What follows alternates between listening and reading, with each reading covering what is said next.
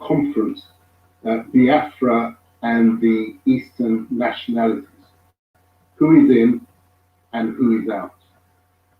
This is a follow-up to the conference that we had on the 15th of January, which was the Igbo and Yoruba conference, speaking with one voice.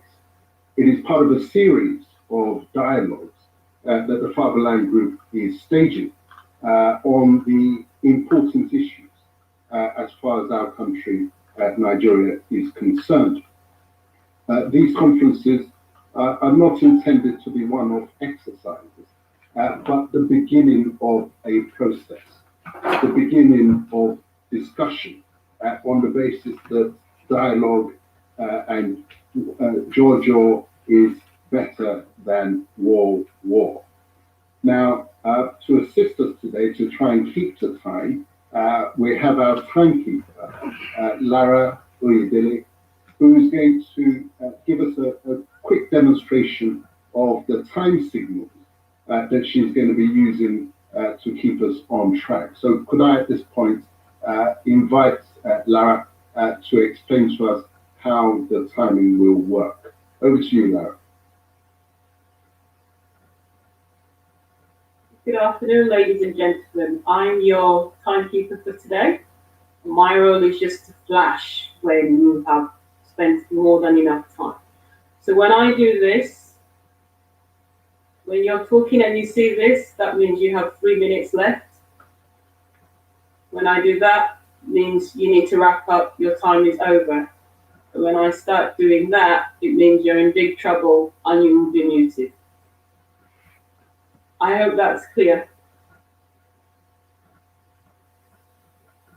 Thank you very much. Thank you very much.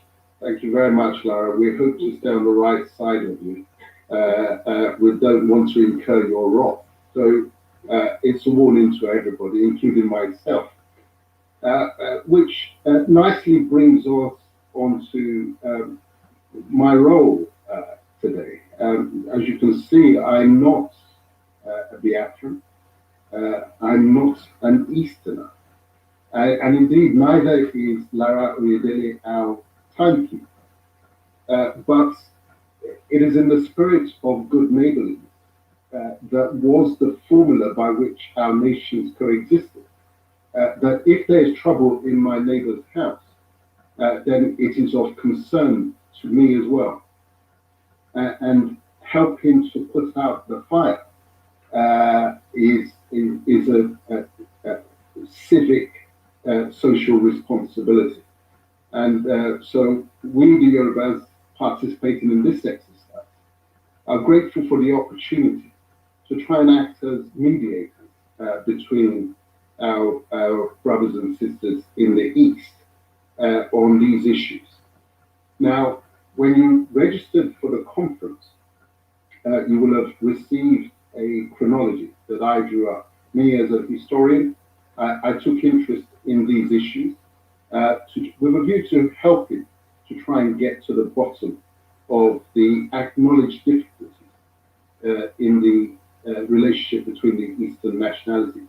And that difficulty was illustrated by the fact that even when we were putting this conference together, and we originally titled it Biafra and the Eastern minorities, there was loud and strong objection on the part of the so-called minorities, saying we are not minorities, we are wholesome nations. And that forced us to change the program to what we now have, Biafra and the Eastern nationalities. So we are listening, and we should all be listening as a key to making progress. Now, I don't intend to go through that chronology. I just want to talk to some of the key dates. And you see, as a historian, I'm particularly interested in the external dimension, because very often when there is trouble in the house, if you look carefully enough, you may find that the roots of that trouble are actually to be found outside of the house. So I was very interested in the external dimension to the troubles. And the first date that I want to focus on is November 1908. this is when oil production began in southern Nigeria. Contrary to what we were told, that oil was discovered in Olibiri on 15th of January 1956, it was actually discovered well before that, 1908.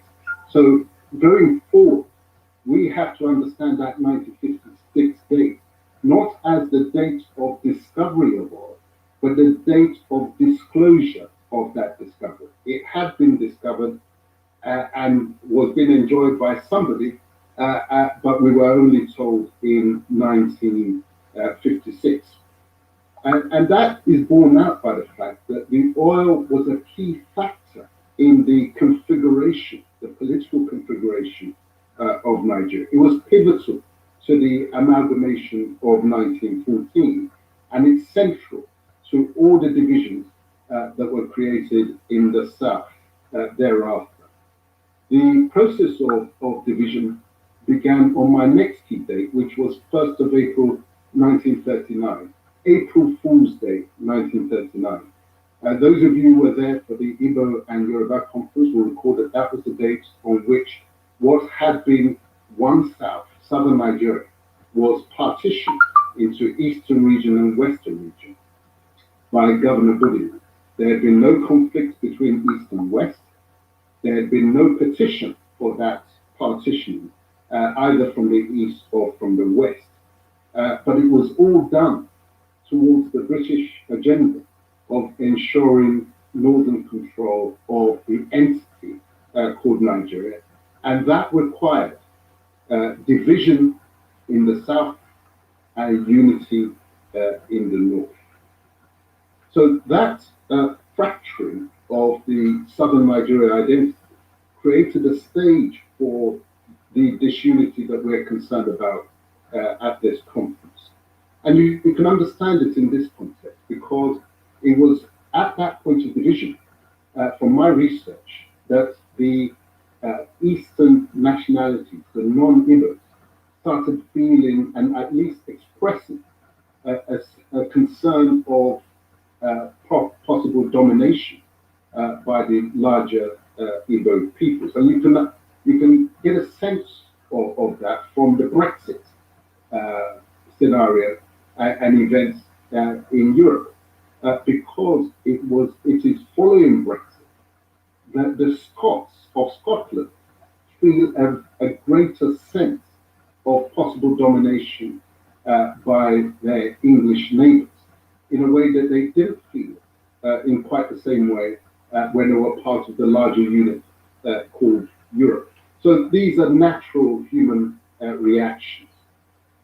Our next key date is 1941.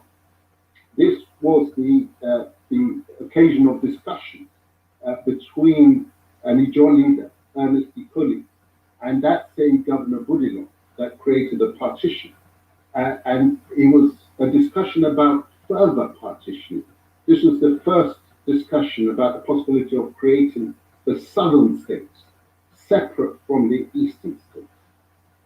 And the next date is April 1947, which is when the first real crack in the wall of the eastern region appeared.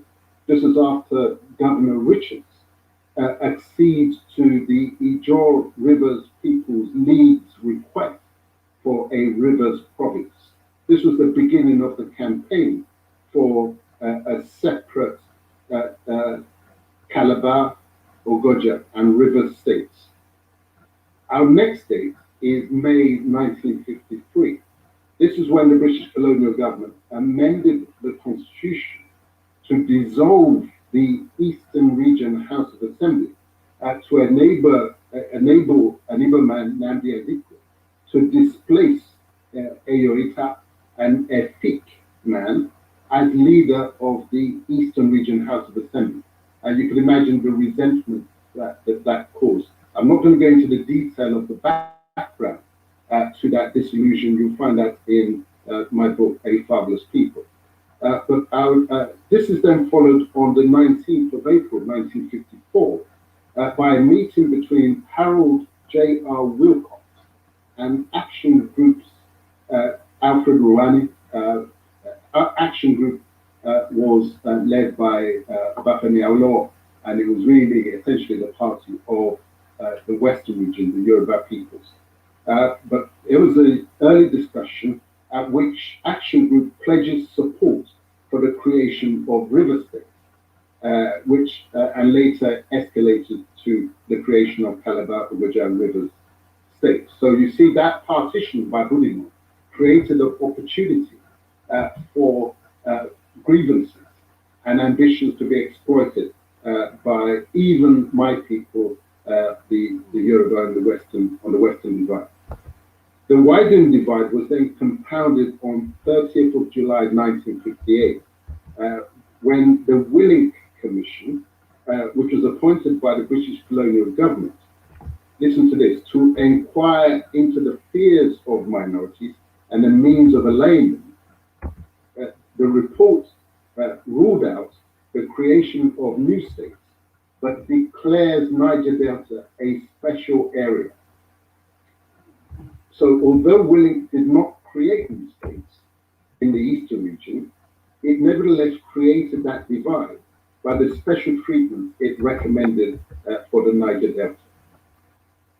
And in line with the report's recommendation, the Independence Constitution, 1st of October 1960, provided for the establishment of the Niger Delta Development Board, which initiated a special economic development program in the Niger Delta area, exclusively.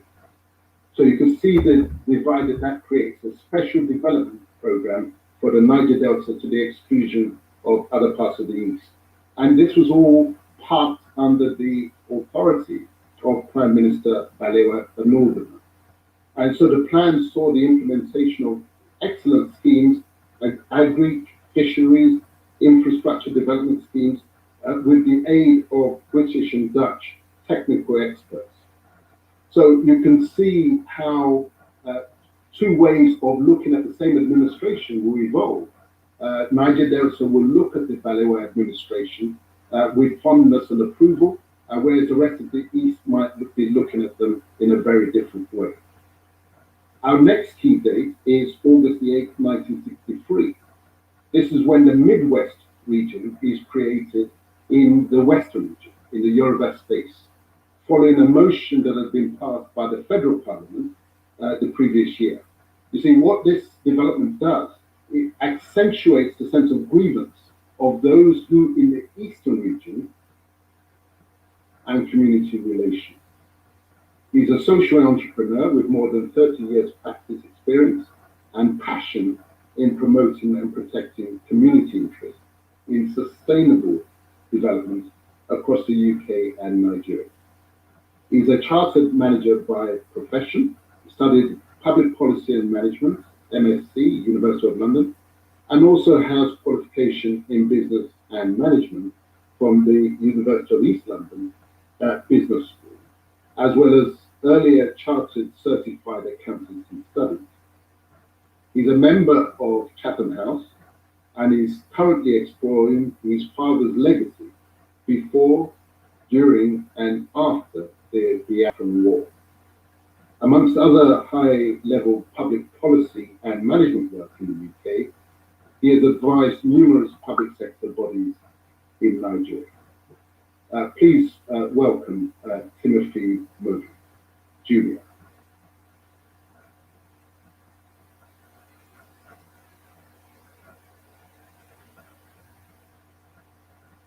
Thank you, Dylan. As always, whenever I listen to you, sometimes if I'm speaking, I tend to forget that I have to speak because you do deliver the messages. And thank you for those key dates which you've just outlined. And it goes to the heart of the subject matter we're discussing. So can I say, first of all, what I plan to speak about for the purposes of this conference is centered around a topic I called culture as the software of our mind. And I particularly chose this subject, culture as the software of our mind, to enable us to go, each one of us and listeners, to go back and really sort of look at the historic relationships, and what's embedded in it is our cultures, and see how those relationships can help us begin to rebuild, go forward. But before I do that, there are key messages that I would like to sort of hopefully deliver in this conference. It may well be that the time I have may not allow me to say everything I want to say, but just to get across my key messages. The first one I want to say is that it is the British and not the Igbos that colonized the Niger Delta country. I say that with a particular emphasis. You'll find out later on in my presentation. Secondly, I would want to communicate that let us apply our different minds to the common problems that we have in those two regions, because it calls for us now. Third message, that our superpower strength and potential lies in our unity and not in our divisions. In fact, the access of that region, those two regions, the Southeast region and the South region of Nigeria, the access to Atlantic Ocean via particularly the Akwa Ibom state and the Cross River state presents the whole region a greater opportunity than the crude oil. These are sort of key messages. I'm hoping that in the course of this, the time permits, I will be able to give more substance to it. But while I'm on this subject of culture as a subject of mine, I thought I'd begin by sort of stating some of the obvious facts that some of us know, or rather, the drive of my thinking here. The first is that we all know that the world is full of confrontations between people, groups, and nations who think, feel, and act differently. At the same time, these people, groups, and nations are exposed to common problems which demands cooperation for their solutions. Ecological, economical, military, meteorological developments do not stop at national or regional borders. Coping with the threats of pollution, world recession, and all other challenges demands cooperation of opinion leaders from these nationalities. Culture, if you think of it as a mental programming, every person carries within him or herself patterns of thinking, feeling, and potential of acting according to their own life experiences. And much of this has been acquired in our early childhood, because at the time a person, it's age 10, they've already learned most of the things that they need to. So as soon as certain patterns of thinking and feeling and acting have been established in us, for us to progress, we may have to begin to look at this word again. We may have to unlearn these before we are able to learn something different, especially if we're planning to work on reconciliation. In Western terms, culture is seen as civilization and refinement of the mind. And in their mind, it's about, education, act, and literature. But this definition of the concept of culture is a very narrow one. And I've chosen that I will not be speaking about culture from that narrow perspective, but instead think about culture from a wider perspective, which refers to people who lived or share with the same social environment. It is also about collective programming of our mind, which distinguishes members of one group or categories of the group. Therefore, in that context, culture, as I define it here, is more of you can learn it. It's learned, not necessarily inherited. You can derive it from your social environment, not necessarily from one's genes. What is common to all of us is human nature. The human nature is what we all have in common. It is inherited with one's gene.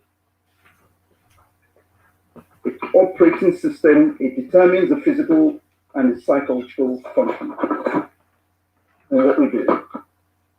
But when I then come to the subject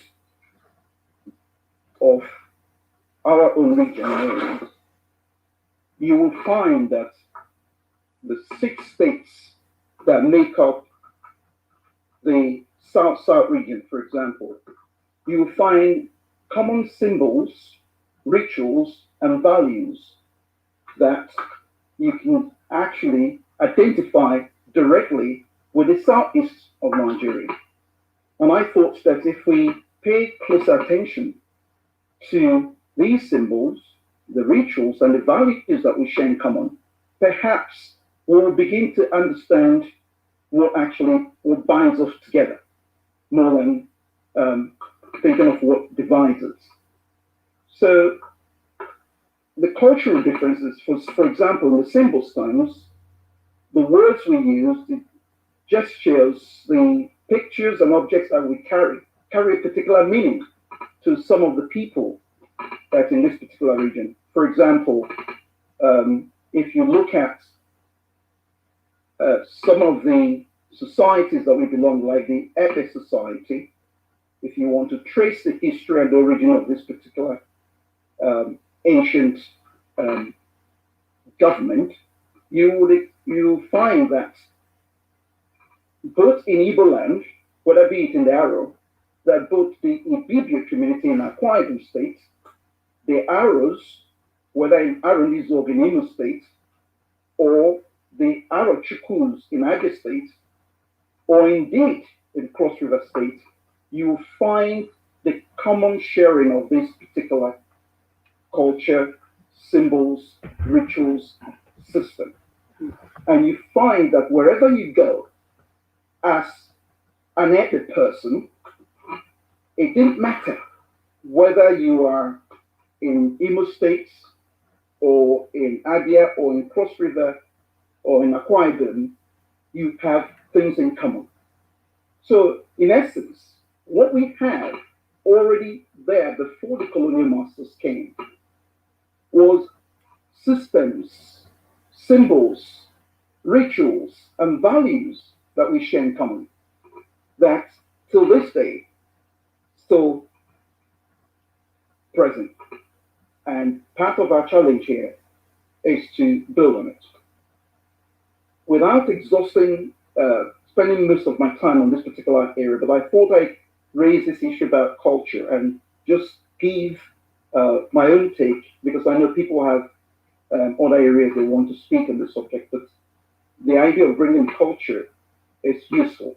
But also I want to give an example of situations where the communities and the women in particular, instances where the women across these 2 regions have actually come together to deal with the situation. And this is what brings me to a story I want to tell, a very short story about what is known as the Aba Women's Riot. It's not so much of the Aba Women's Riot, but more of the women of the South-South and South-East region protest against the colonial masters in November 1929. The summary of it is this. It was in November 1929.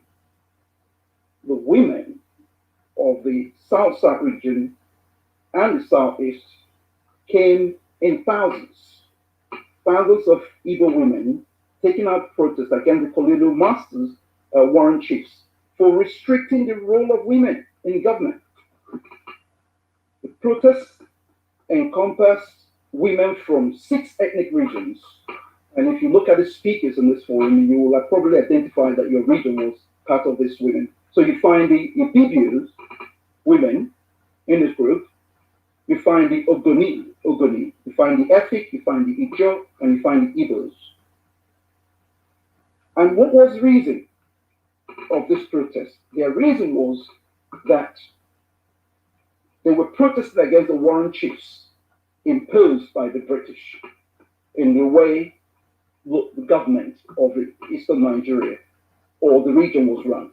They were also opposing the introduction of new taxes, low prices of agricultural, the problem also with the pricing of the agricultural products.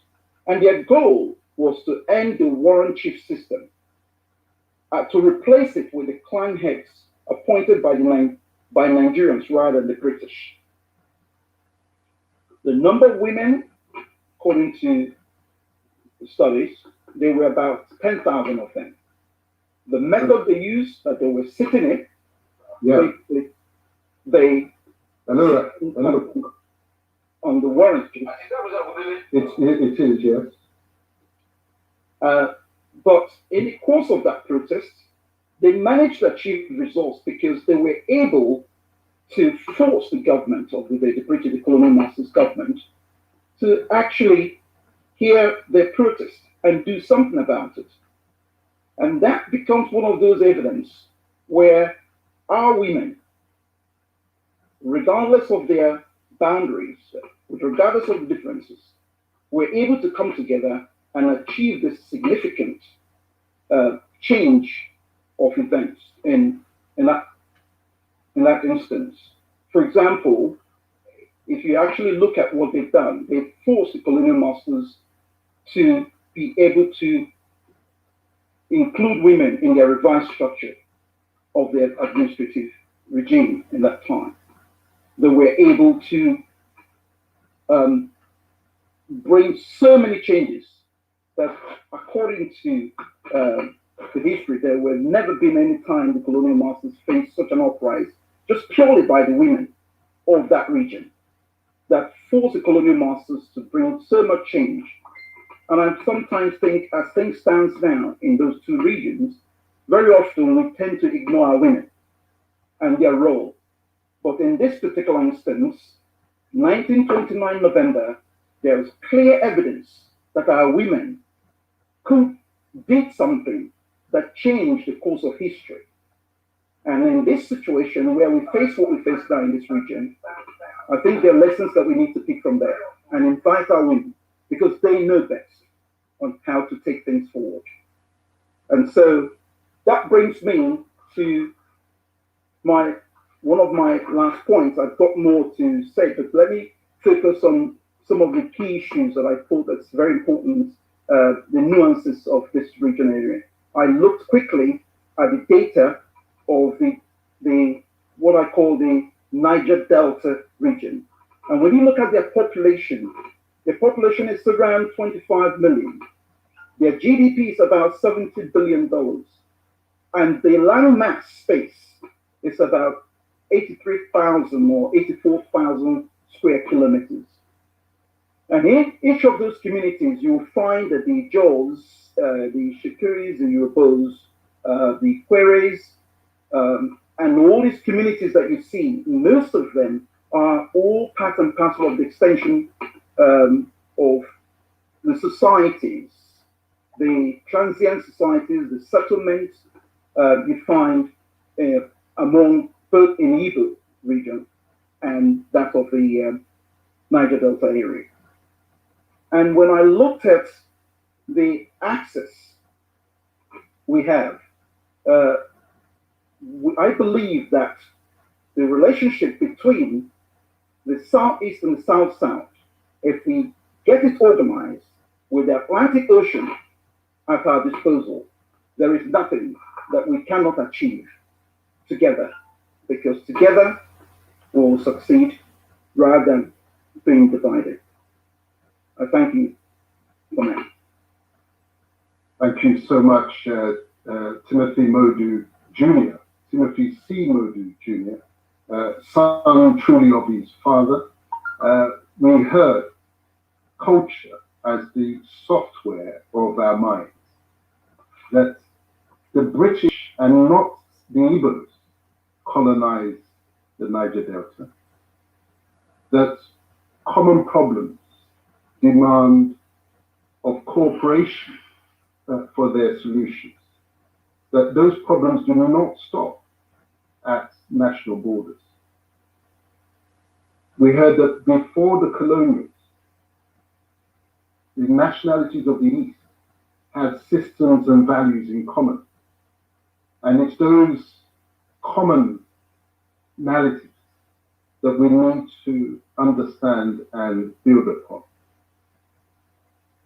And I was particularly pleased to hear, because it was missing from my chronology, about the role of the women of the South-South and the Southeast in what is commonly known as the Aba Women's Riot. It wasn't a riot, it was an uprising, it was a revolution, it was a coming together in 1929 of the women of the East to face up to the colonials, leading the way for our menfolk who now took over in the campaign for independence. Let that never be forgotten. The lead role of our women. I always tell my fellow men that there's so much we can understand from our mothers, from our daughters, because they know that in the process of something we take for granted, we men take for granted, of producing the new generation, producing our children, producing the future, they know that there is pain in that process. They carry it for 9 months, and they go into it with a happy heart, knowing that it will be painful and the disruption to their lives. But they make those sacrifices for a better tomorrow. There's a lot that we menfolk really need to understand, that there can never be gain without pain. And we don't need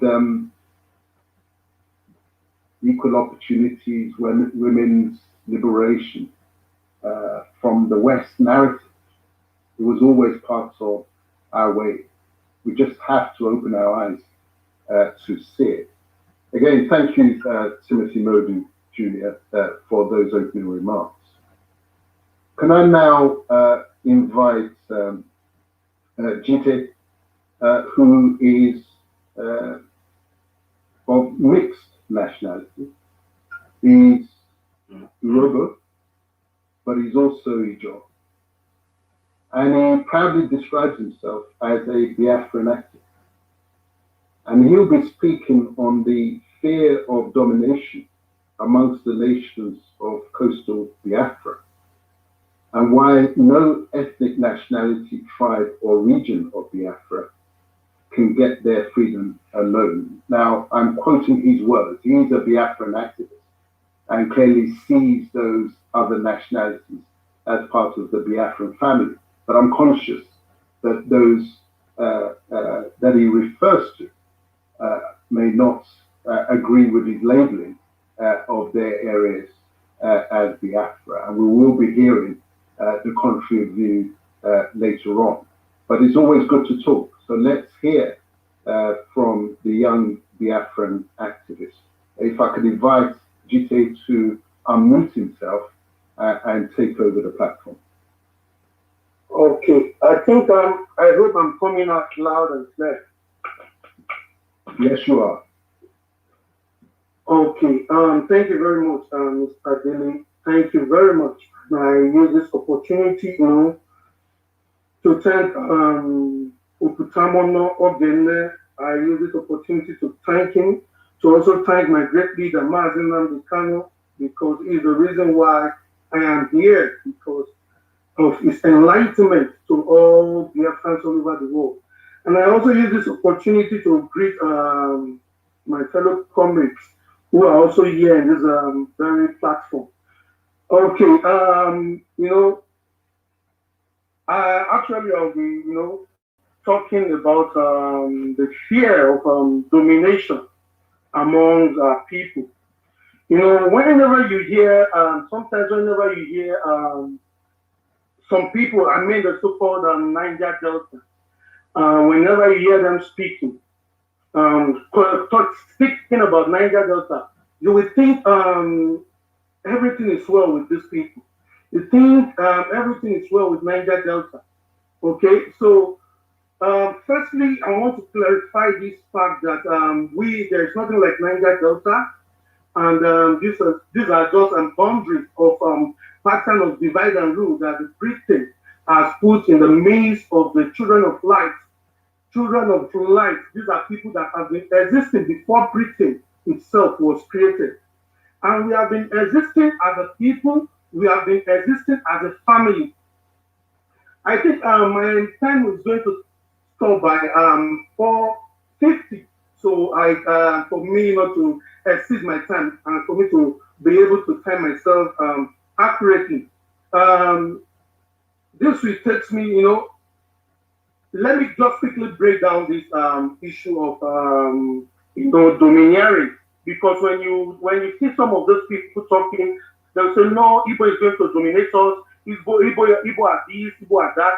But I hear Mr. Dele, reading some kind of historical fact. I never heard him saying Igbo dominated or Igbo conquered. I never hear him mention such. So which means it is not existing. But let us come back to Niger Delta within the coastal region, because this is where I believe this is exactly where Nigeria are dying for. Every Nigeria, this is where exactly they are fighting bitterly to make sure that this territory belongs to Nigeria. But I can assure you that we are not Nigeria neither by birth, but we're Nigeria by force. And this is not going to continue. This is the reason why we are having this talk. Now, let me quickly go to the issue within the Niger Delta. In the Niger Delta, we have the Izon. I myself am an Izon man, and I'm also a part of Urobo man. So, as a Christian, we think maybe everything is over. All is not well. As an Izon man, and Urobo man is not cool with me.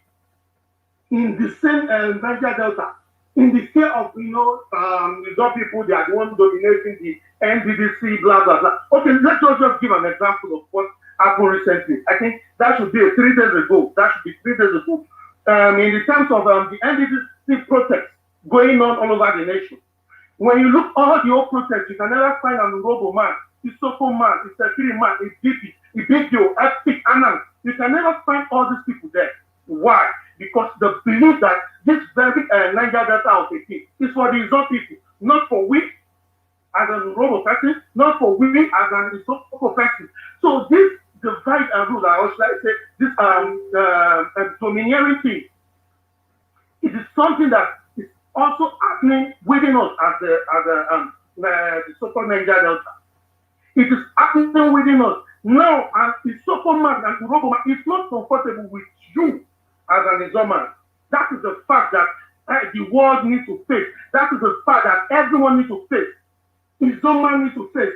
So now, as an Izon man, you think, oh, let me keep on dominating them. So I have to stick in this name of Niger Delta so that I can dominate the life of Epic. And okay, can you tell me any signature of the security people in the end this are they not part of the Niger Delta? Can anybody tell me any? You can never find a signature there because they believe that these people are minority. And they have this mindset of you are majority, we are majority, you are minority, and they are the one fighting dying for the Niger Delta. I have opportunity to have a chat with the Izon women leader worldwide. I have an opportunity to have a chat with her. He was telling me, oh, this is our struggle. This is our struggle. It is only the Izon people that carry guns. It's the only Izon people that fought for this. It's only Izon people that did this and that. He never believed that an Urobo man and an Isoko man is actually equal with him in the struggle of the so-called Niger Delta. So they believe that they are dominating themselves, and this is the reason why they feel dominated whenever they hear about the Igbo people. And still, we still have the Igbos in the Niger Delta. In the other state, you can find them there. In River State, they are also there. I'm very shocked to see my sister here. You know, where I will come back to that. I will come back to that. But for me not to, I think I still have enough of time to use this. So let me just have some.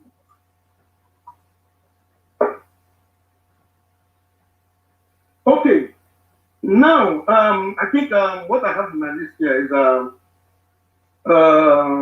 also the fear of, like I said, the reason why every ethnicity need to come together, because there's something we need to understand. You know, there is a word they call divide and rule. Many people hear the word, many people speak the word, but they don't really understand the full meaning of the word. You can go to school, you can have every certificate, you can go to Harvard, become a professor or whatever. That doesn't mean you have this common sense, which when you go to the Western world, you see common people, even people who are school dropouts, they have this primary knowledge of how society is supposed to be or to look like. So when you are in midst of these people, when you hear these people, that's when I think I have to go to my sister. What is her name again? I think that should be the person of sorry, just a minute. I don't know where I can't see her here. Okay, Iwipo, yeah. Iwipo is an Igbo name, but you said you are not a Biafra. This, okay, now I'm asking, I can even give you 2 minutes to quickly respond to me inside the time. Within my time, you can use 2 minutes to respond with me if you don't mind. As an Iwipo, you said you are not a Biafran, you are an Ogoni person. I want to ask you. GT, Yeah? please, the yellow light is on, and you've got 3 minutes left. Priscilla will speak for herself. Please focus on your own points. Okay, thank you very much. Thank you very much. Now, maybe when you have the opportunity to grab the mic, you should counter what I'm saying now. As an Ogoni person, okay, now me as a result, what that have in common with you? You don't have anything in common with an Igbo man that you are bearing his name. But you said you have something in common with me as an Urobo man. What do we get that? How do we jam? So you're denying your own flesh and blood because of you want to, or you are benefiting some way, somehow, in the terms of bearing the name Nigeria. We are not here to joke. We are losing lives. We are losing lives. People are dying day and night, and we can never joke with what we are doing. So what are we saying? There is this word divide and rule, and in this word divide and rule, people translate it in so many places. Now, let me come to the background of this. This is exactly what they have been using to be conquering us as a people in the coastal region of Biafra land, later of course, Niger Delta. There is nothing like Niger Delta. Niger Delta started existing. I think it was created by, oh my God, I think I just have to drop now. So it was created by, I think 1998 or 99, before Bako Johntown legalized in 2000. So your history can also started from 2000. Is that how Nigeria that far on your moral reasoning? So this is what we are saying. We are one people, and we can never be divided. Never.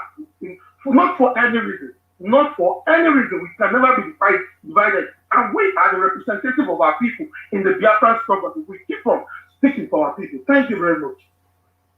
Thank you so much, Jite. Thank you. If this discussion was not warm before, it is now very, very hot indeed, demonstrating how high the passions are on this matter, which is understandable. When lives are being lost daily, when homes are being destroyed every minute, when fractured relations have not been mended through this kind of process, it is understandable that the passions will run high. But for it all, here are my pickups from Jite's presentation. He said, there is nothing like Niger Delta.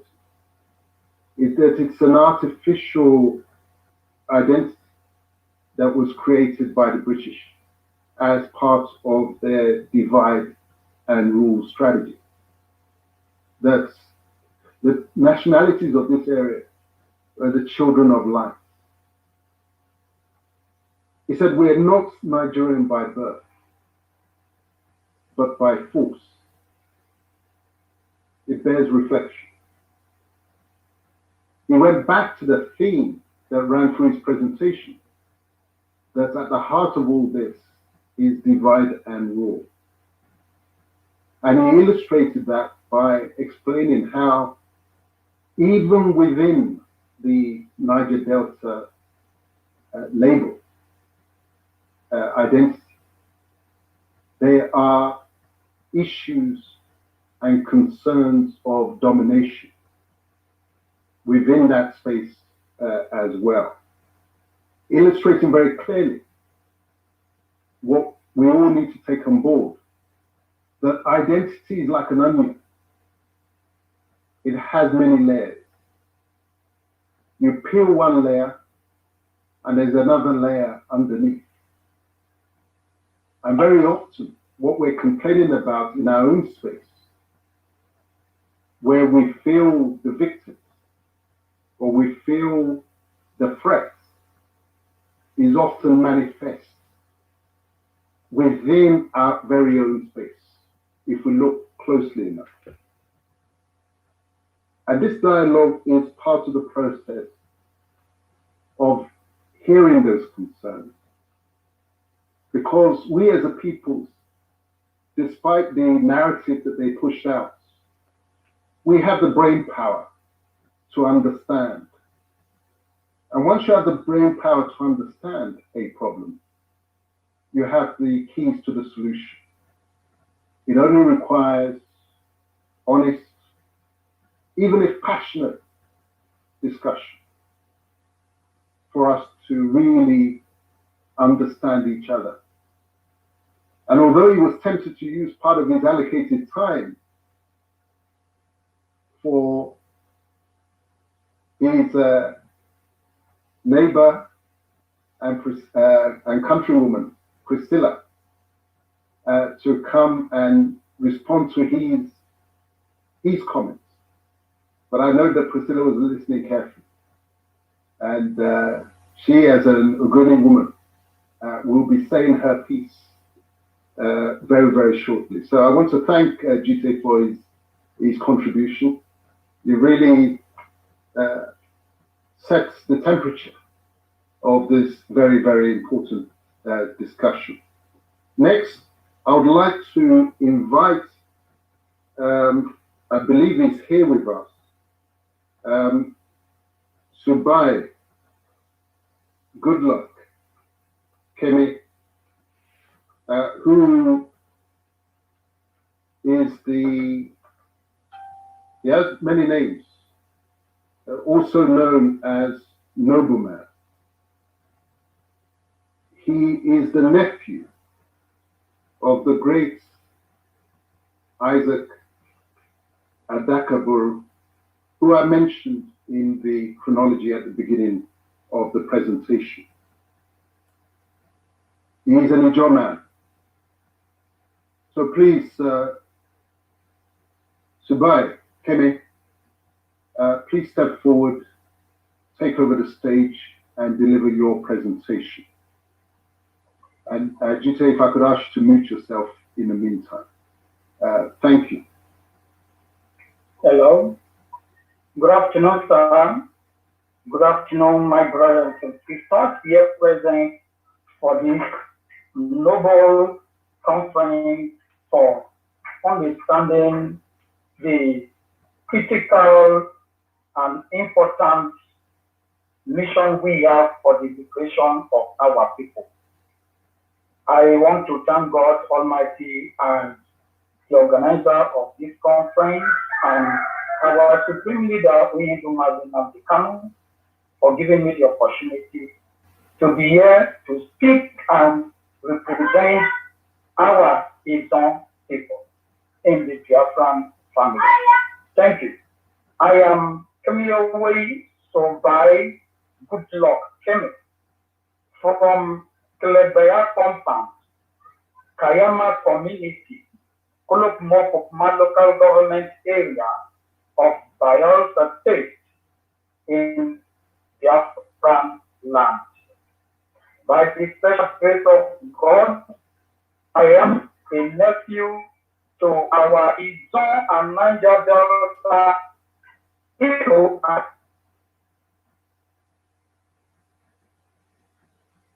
Adakato. By the special grace of God, my topic which I have to present here is why the coastal area ethnic people and the Izon or most of the Niger Delta people do not see themselves as Biafran. Now, the Niger Delta people are a very unique or peculiar people in the coastal area of the Delta. The Izons and our sister tribes are the aboriginal tribes of the Delta, coexisting with similar tribes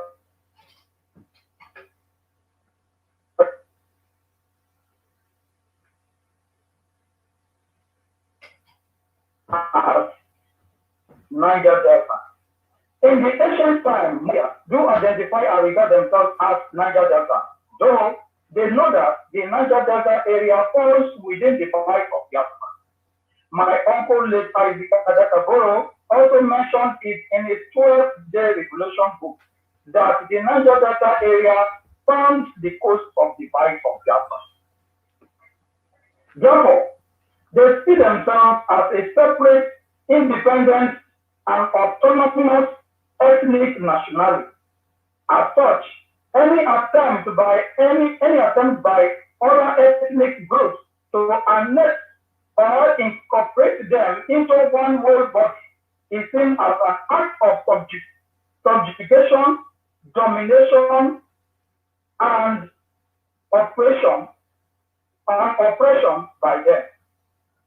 The notion of this independent Niger Delta was reinforced by my late uncle, the Izon and Niger Delta hero and legend, Major Isaac Adakaboro, when he planned, worked upon, championed, and spearheaded the declaration of Niger Delta People's Republic on the 23rd of February 1966, which his Niger Delta volunteer servicemen, with his Niger Delta volunteer servicemen, for 12 days before they were subdued by the Nigerian military force, ably led by our late father and Biafran hero, Colonel Odumeku Ojukwu, the then Eastern governor, and him, Isaac Adakaboro, and his two listeners,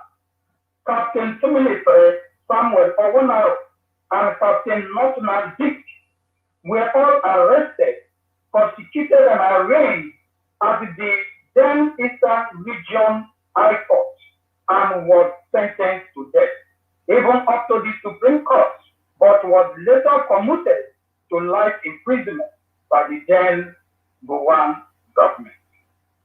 The only crime my uncle Isaac Adakaboro, Samuel Owonaro, and the rest committed was to act and declare for self-determination, which our father Ojukwu also went against and condemned them to death.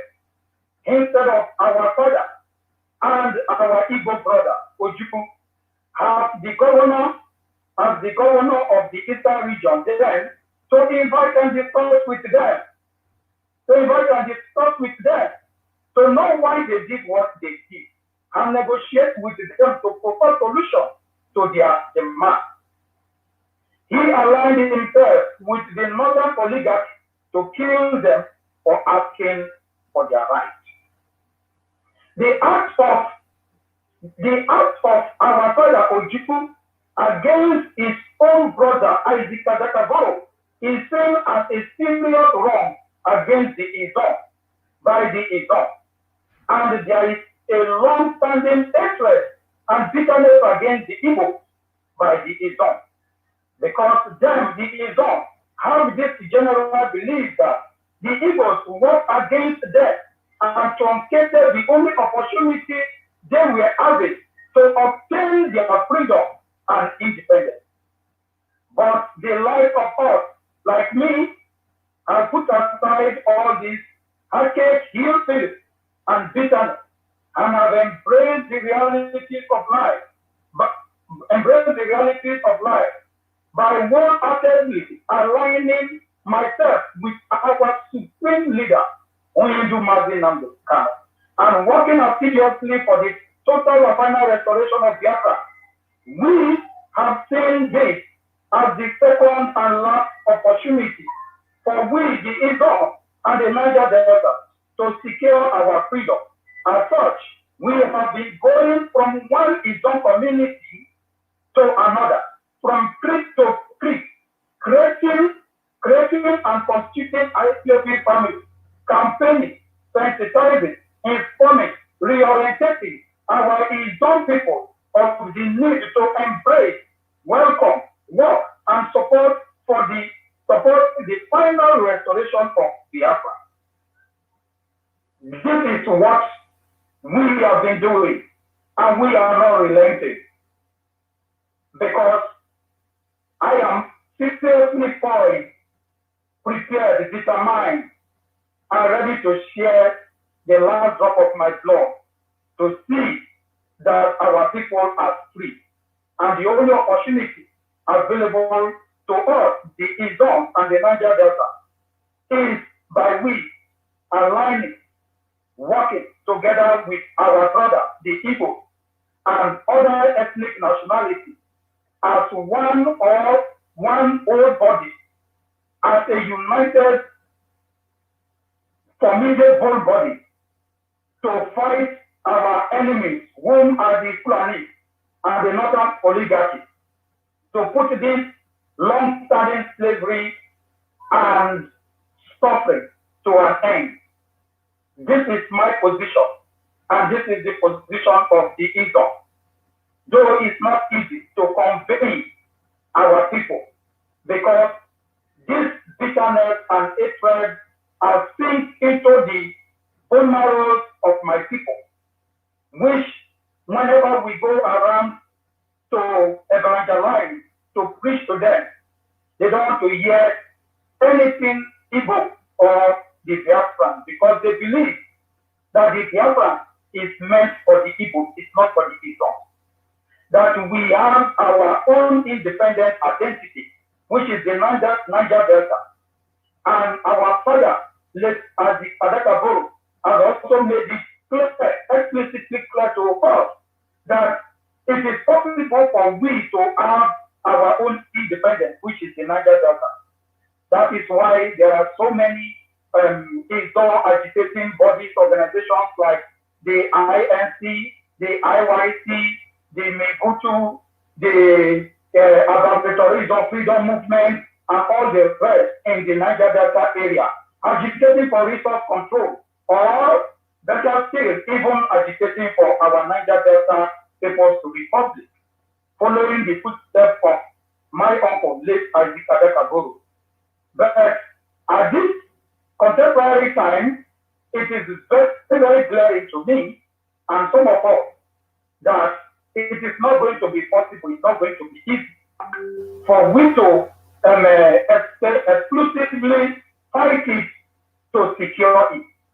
Then the best thing we have to do is to align ourselves with our Igbo brothers, unite together as one blood, and work assiduously to secure our freedom.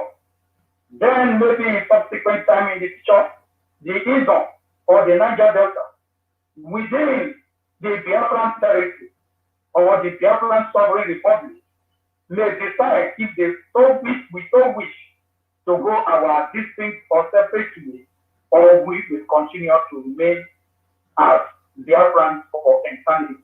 Thank you very much, and God bless you. Thank you, Keme. Subai, good luck, Keme. Thank you for that presentation, which lends such important context to the dichotomy, the enmity that exists between those who consider themselves Ijaw or Aizon, as he also describes it, and the Igbo nationality. Here's somebody who has two heroes, two fathers, who, if you look from a distance, it looks like an oxymoron. How can he be referring to Ojukwu as his father, and in the same breath be referring to Isaac Adakaboro, his uncle, as his hero, when it was Ojukwu who led the crushing of the 12-day revolution that was declared by his uncle, Isaac Adakaboro. It was a detail that I, as a historian, had lost sight of. And it's relevant in the context of the divide and rule framework of this discussion. How people are played against each other by third actors and invisible hands. It's with that context you can fully understand why Ijaw people, as he said, the hatred of the Igbos has seeped down to their very bone marrow when they remember that their quest for freedom was not only stopped by an Igbo-led government under Ironsi, but the actual military action to crush that revolution within the Eastern region was led by the commander of the forces in the Eastern region, which was Ojukwu. But he's been able to see through, at least for himself, he's able to see through the poisoning of the relationships. And notwithstanding that, as an Ijaw man, to identify with the Igbos as what he sees as their path to liberation. Very, very important context. Thank you again, Subai, for that excellent presentation. We now move to, I believe she is here with us, a presentation from Iriawu Tamino Toye, who is of mixed heritage as well. She is Kalabari and Ijaw, and she too refers to herself as a Biafran activist. So please, Tamino Toye, please. I think She's not here. Well, she's having a difficulty. all right. If I could ask Bonnie, if I can ask Bonnie to sort that out with her and get her connected. At which point then let us move to Priscilla Inwipo, who is, she makes it clear she is not a Biafran. Most definitely not a Biafran. She's a proud Ogoni woman. I've known her for a very long time. She's an award-winning broadcaster with a wealth of experience as a TV anchor as well as a political affairs commentator. She's an engaging moderator of high-profile political and business conversations, often attended by heads of state, captains of industry, and political leaders from across the globe. I invite Priscilla Nwiko, a proud Ogoni woman, to take the platform. Thank you so much, Sadiri. Thank you. Why, good afternoon to the chair, the leadership of the Fatherland Group, my fellow panelists, and of course our distinguished audience. Welcome, good afternoon to all of you. Thank you so much for this opportunity to share my thoughts on the Biafra conversation. Because of time, I am going to keep it simple. As has been said already, my name is Priscilla Nwiko, and I was born in the Garden City of Nigeria, known to most of us today as Port Harcourt, in the 1970s. And I am of Ogoni, of the Ogoni ethnic group in Rivers State. The Ogonis are said to have migrated from Ghana. And when you hear that, you just think, oh, that's odd. But then if you're from Ogoni and if you're familiar with Ghanaians, then you would see the similarities. There are some similarities between us. So that's quite interesting.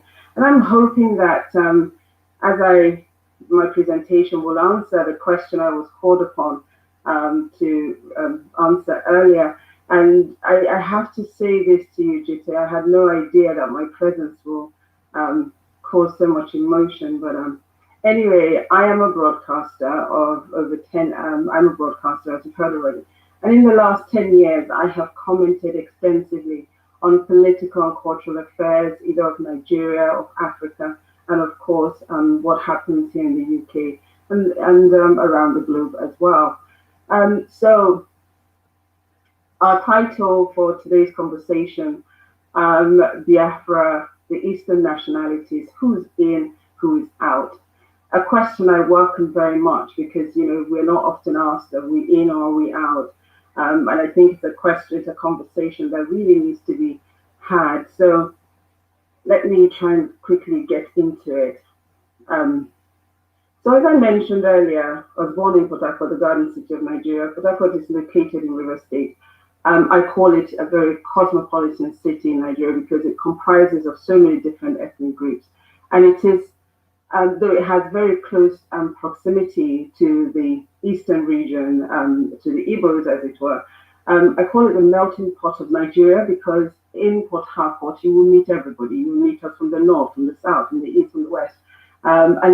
You meet the minority ethnic groups as well. But once you go across to, say, the west, you struggle. They don't understand the rest of us who are not part of a huge tribe, and we're not, we don't make up one of the big threes or, the big four when you include the Jaws, because, they run right across the southern coastal area there. So, but yes, so it's a city that, I love very much. As one who was born in the 70s, I recall that when I was growing up in Nigeria, I would often hear in conversation with my elders the phrase before the war or after the war. These phrases were used to landmark events or conversations or stories in a conversation, for instance. So in effect, stories were often commenced with before or after the war. We would then be, I was also told that I was born after the war. So, we use it as that great reference point, and then we'll go on into recalling the detail of the scenario or what happened in that period, or, you will then hear these stories. So it's difficult for me to forget the war. In essence, even though I was born after the war, I often imagine the war just from listening to the experience of my parents, other relatives who were caught up in the war and who also fought to stay alive. Especially the story of my father when he tells me how he was held at gunpoint, and the fact that he's here. That story always runs through my mind, and if he hadn't survived that point, I guess I won't be here. Anyway, so the Nigerian state, as we know it, is full of contradictions, from document, from the document that we refer to as our constitution, to how our regions are described. Most Nigerians, when you hear them speak, when they hear the East, they conclude that those of us in the South, which is known as the South-South right now region, are Easterners too. That, of course, is no fault of their own. I don't blame them. However, this stems from the unfortunate way our regions have been divided and subdivided and redivided over the years. So I'm just going to borrow a little bit from the beautifully put together chronology of our chair. He talks about the area that was known as the oil protectorate by the colonial masters in the 1800s, which then became the southern protectorate by the 1900s, and then the protectorates were then amalgamated to create what we know today as Nigeria. We see that from that timeline there were further divisions, so we started renaming. Then so if you go to let's go to 1939 for instance, divided it to the south. So in that divide, we created the southwest and the southeastern region. The south itself no longer existed. That just literally disappeared. And then the southern area, like I said, was co-opted into that. Then we come to the 1940s, and again we redivide the division and finally create the southern states. So the southern states that were part of the southeastern states now comes back to become a southern state. You don't really have to be a rocket scientist to see what's happened there, but simple geography should really be able to make it clear. But you cannot have a north without a south. But in Nigeria, we always try the impossible, and sometimes we actually make it stick. It is from this mess, I believe, that the confusion of what is being described as the map of Biafra today originated from. And of course, the Eastern nationalities, as we constantly say, though many will argue with me, and of course that's their right, as has already happened without me speaking. This is happening largely because our true history has never it's been distorted, and so many aspects of it has been missing and not taught to us. A bit like how history is taught here in the United Kingdom, really. So the southern region of Nigeria is where you will find some of the finest indigenous groups of people. Of course, I'm biased, I come from there, who the colonial masters were concerned about because of their brilliance, because of how wonderful, how great they were, whether that was in their thinking, in their abilities, or in what they were doing when they arrived.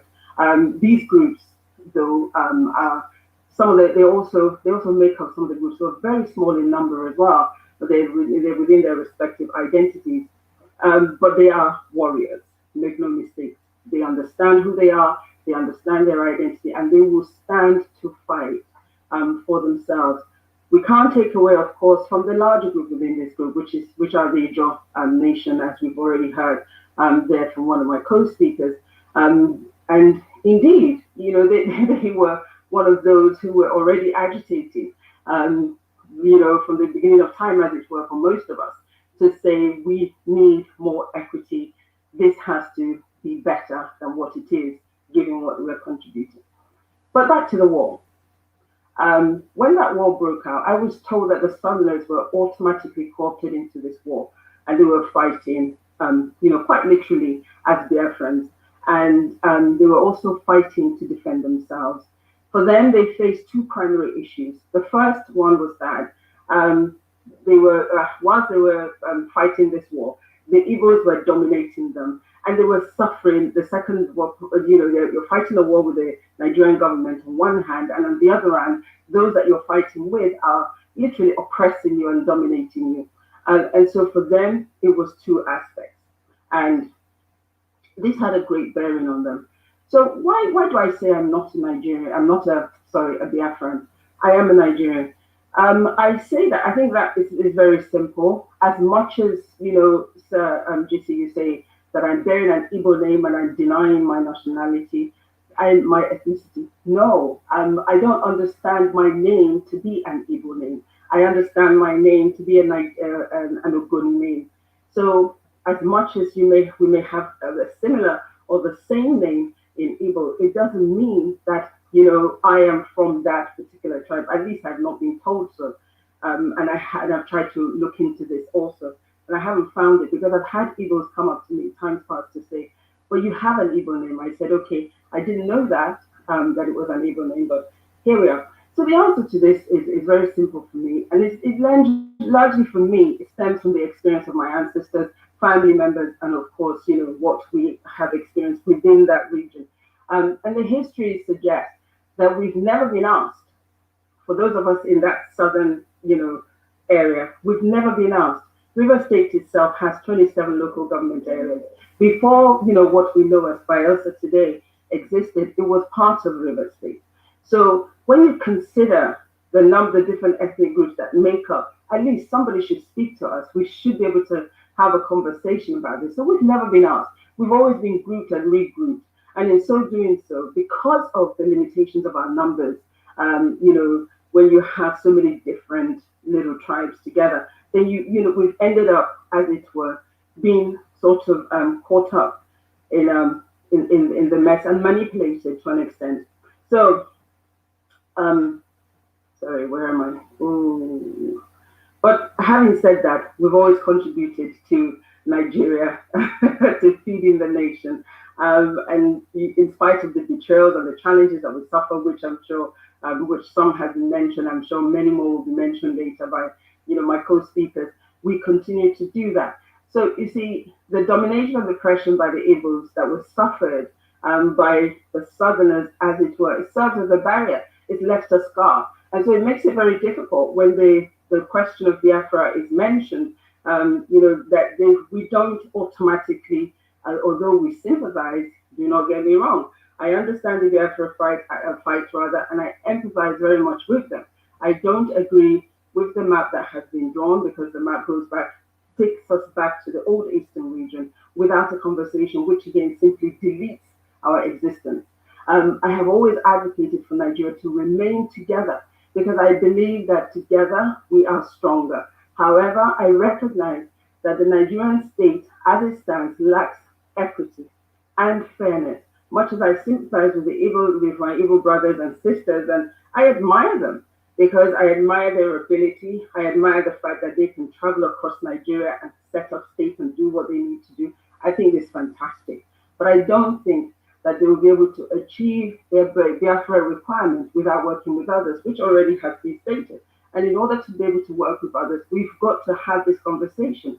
And we've got to, just pretty much as it is with the Nigerian state, we need to have this conversation and be fair in what we're doing and how we're doing it and how we intend to go forward as a group. Because without that, understanding what other parties want, understanding what they can contribute, and being able to say, yes, this is what we can all bring on board, then we can work together and go forward. But if we just think that we're just going to just move together, because once upon a time, a map was constructed that included us as such, no, that cannot be. And we cannot continue to also run on the old colonial maps and divisions that was in place before now.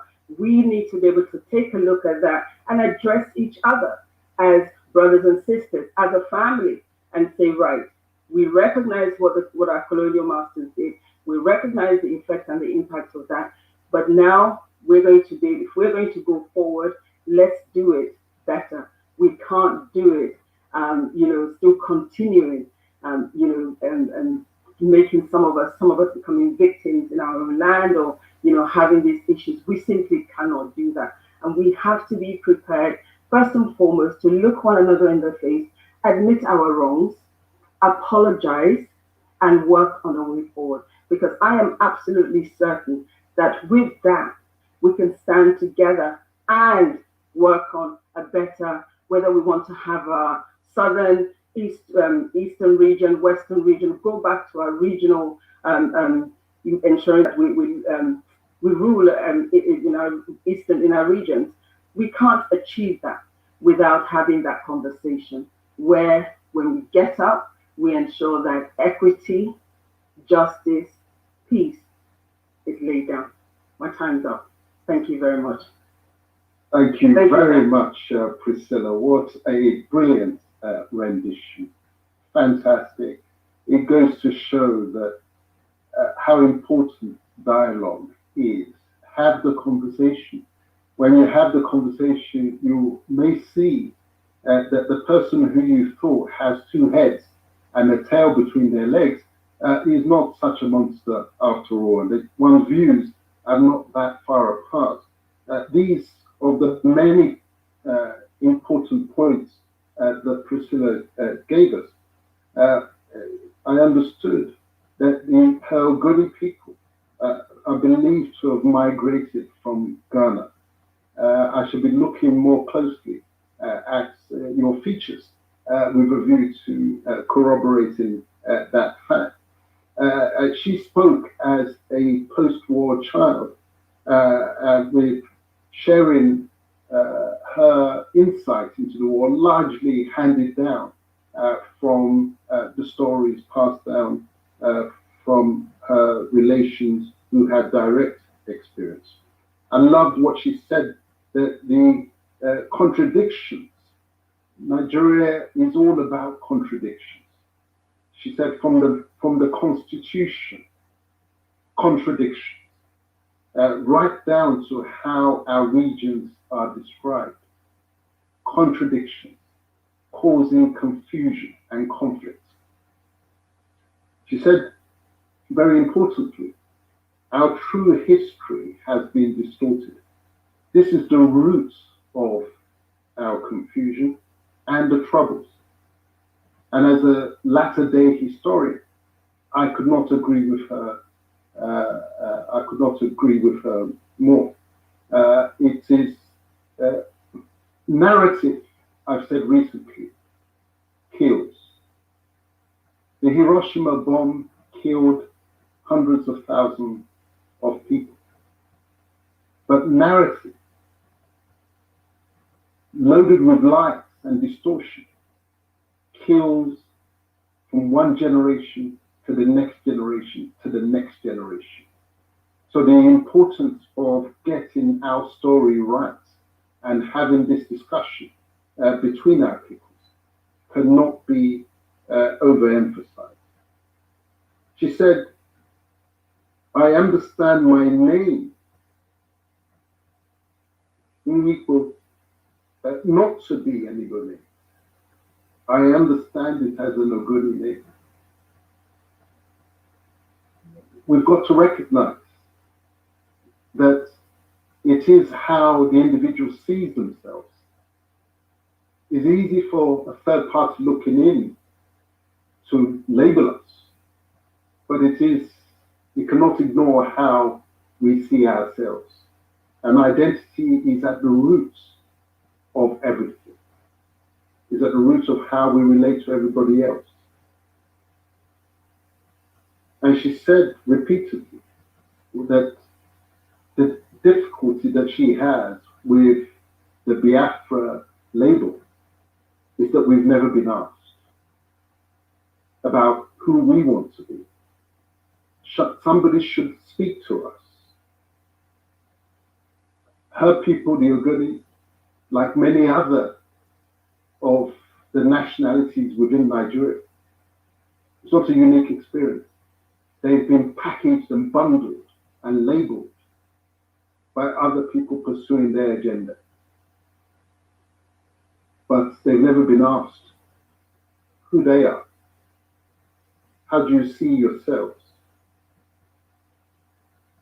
She mentioned the experience of domination and suffering of her people, the Ogoni people, and no doubt other Eastern nationalities, at the hands of Igbos during the war.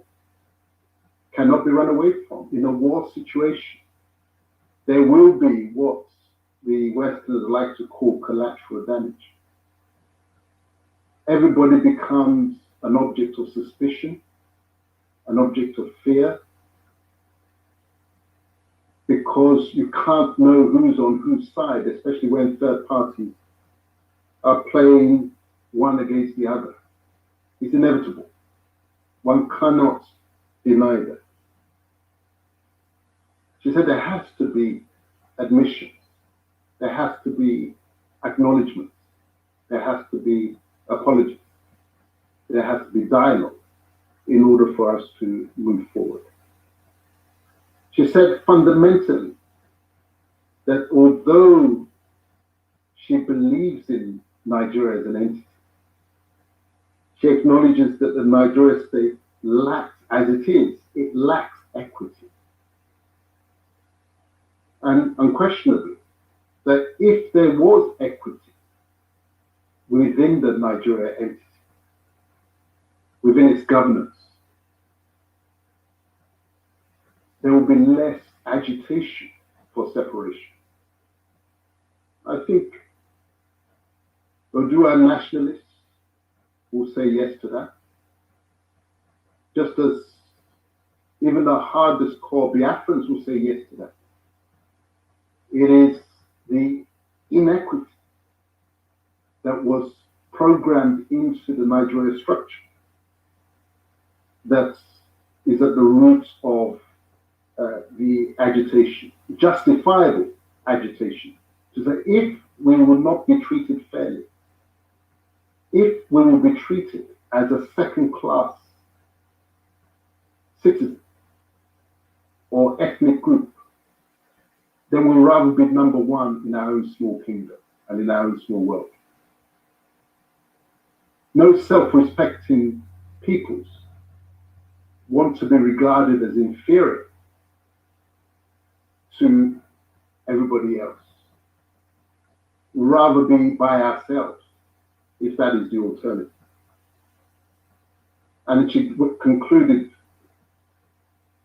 with, we've got to have the conversation. It's as simple as that. We've got to talk, just as we are doing. Thank you very much for that illuminating presentation. We're at the halfway point, and I think we ought to take a 10-minute break for just to get the glass of water for the comfort break. I don't need to announce the details of what you might use the 10 minutes for in that respect. But we shall be back in exactly 10 minutes. In the meantime, if I could ask DJ Bonnie to keep us entertained. I didn't forewarn him about this musical interlude, but he's a man for all seasons and he's going to step up to the plate. But whilst you're enjoying the soundtrack, please do not lose sight of the important messages that have come across. And as I say, we will be back here at, shall we say, 10 minutes to 5, that's London time, 10 minutes to 5, but for the avoidance of doubt, in exactly 10 minutes. See you on the other side.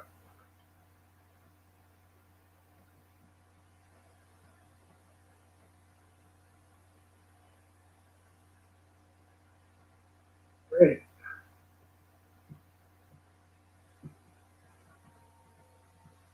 Dele, for the first time, you've made me conscious of the fact that I've always identified myself as a Igbo while ignoring my Ikaibo. It's really not fair. It's like as if my mother doesn't exist. But thanks for talking about that ethnic mixing. It's extremely important. Wonderful. What makes us. Absolutely.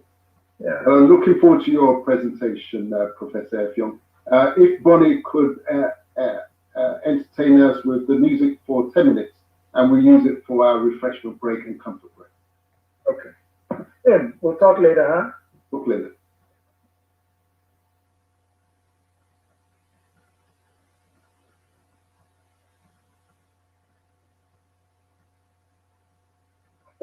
So Sadele, with the Ghanaian thing, it's so interesting when, we say, we have similar words that describe the same thing. The Ghanaians have the Ewe tribe, and in Ogoniland, we have the Ewe people. So they will say Tete, meaning father. We will say Te. They say bodam, for instance, meaning crazy. We will say boda. So we have those similarities in language. So even if, so because I've been like, well, how could you say we're from we're from Ghana? Then then I was directed to those, similarities, and I began to think, oh wow, so maybe there is some truth in this. And then the word Ogoni, I'm told, means the strangers. So I'm looking forward to your research, because you'll probably find a whole lot more than I've ever, found that could tell me, so much more about my history. Very much looking forward to digging into that. Sorry, my sister, can I quickly ask you a question, please? Sure, go for it. Okay.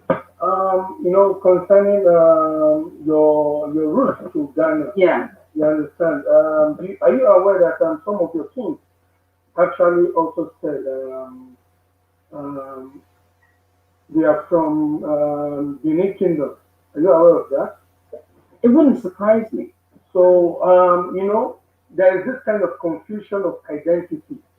That is the worst thing that can happen to any human life. Absolutely.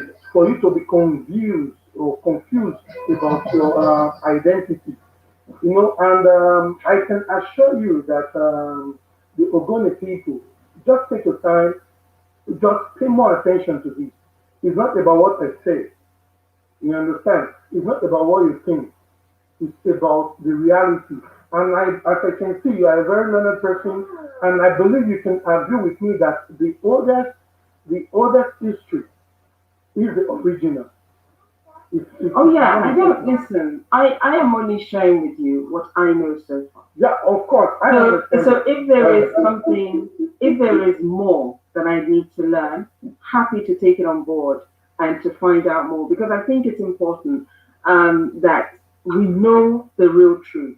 One of the biggest problems we have with Nigeria, and as it stands, is the lack of truth. Don't get me wrong, the world we live in today is also harnessed on a lot of lies. But our Nigerian case is worse in that, just about everywhere you turn is a lie.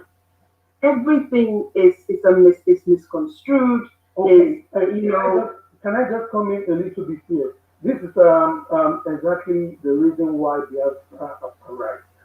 Somebody like me, my father is an Yoruba man, while my mother is an Izoma woman. He's a woman, sorry. But I embrace this struggle. Why? Because I discovered the truth. It's not that the person was just saying. When you say, as you're saying, as you're speaking, I'm also researching here. Everything everybody is saying here, I'm also researching here. And I can assure you that with what our DJ is still trying to figure out, trying to get it going. Bless him. We give him too much work. So, with what I have found out here, it shows that the Ogoni people, they are not from any place rather than Biafra. And we are all Biafran. Okay. I'm glad to tell you this because we are Asian people. We are people that have existed even before the colonial Britain. Oh yeah, I mean those people in that region. Just imagine now an history that has went beyond 500 years. Somebody else came today and tell you.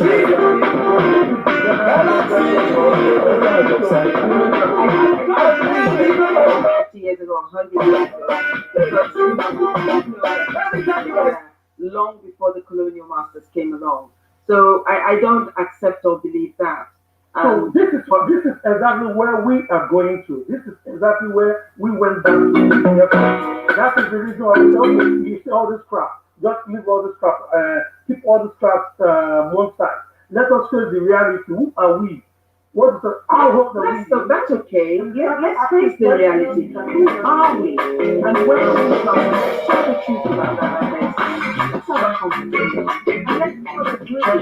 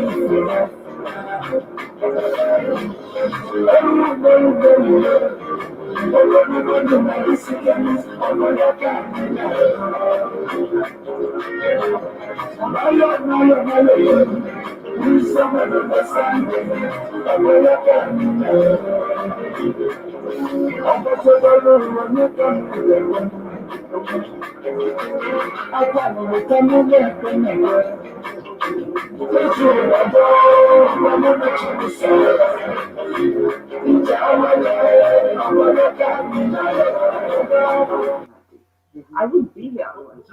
So as much as you have and you know what you know, but this is an eyewitness account, an eyewitness experience, and I can't.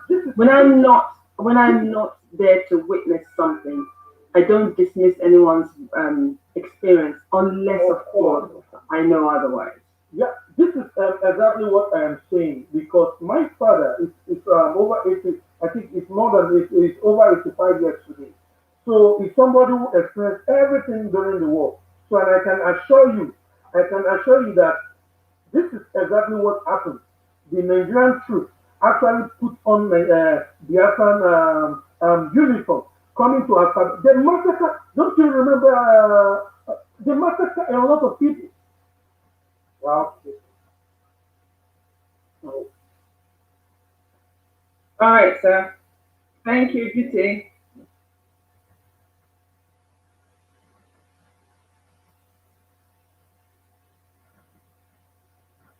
Well, welcome back, everyone, to this special conference, Fatherland Group Conference, Biafra and the Eastern Nationalities, who is in, who is out. Our next speaker is Iriawu Tamunutunye, who is of mixed parentage, Kalabari and Ijaw. She describes herself as a Biafran activist, and she'll be speaking on two issues: the common ties that bind us and the importance of women in the struggle for emancipation. Can I invite Iriawu Tamunutunye to take the stage and deliver her presentation? Thank you.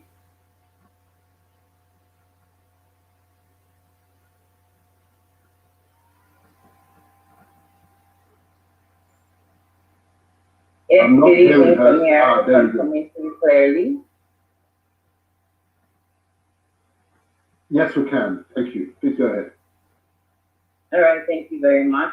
My name is Iriawu Tamunutunye, and contrary to what some people might think, we Calabar people are Izon people. Yes, and I say Izon because to most people, while we known out there, they believe that the Izon tribe should be known as Ijo, which is the, of course, corrupt version of our name, which is Izon, meaning truth.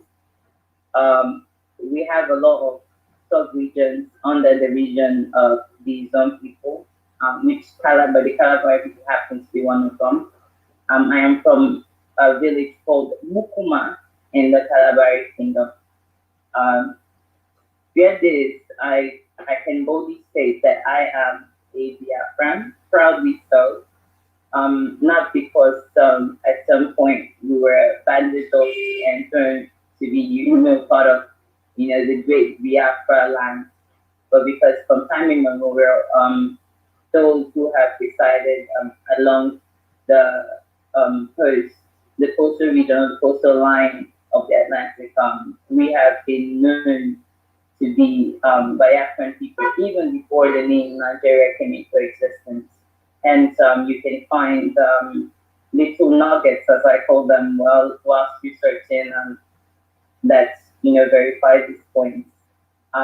You have, for instance, Presbyterian Church of Biafra. This was well before even the 1900s, because it was later changed in the 1900s to the Presbyterian Church of Nigeria.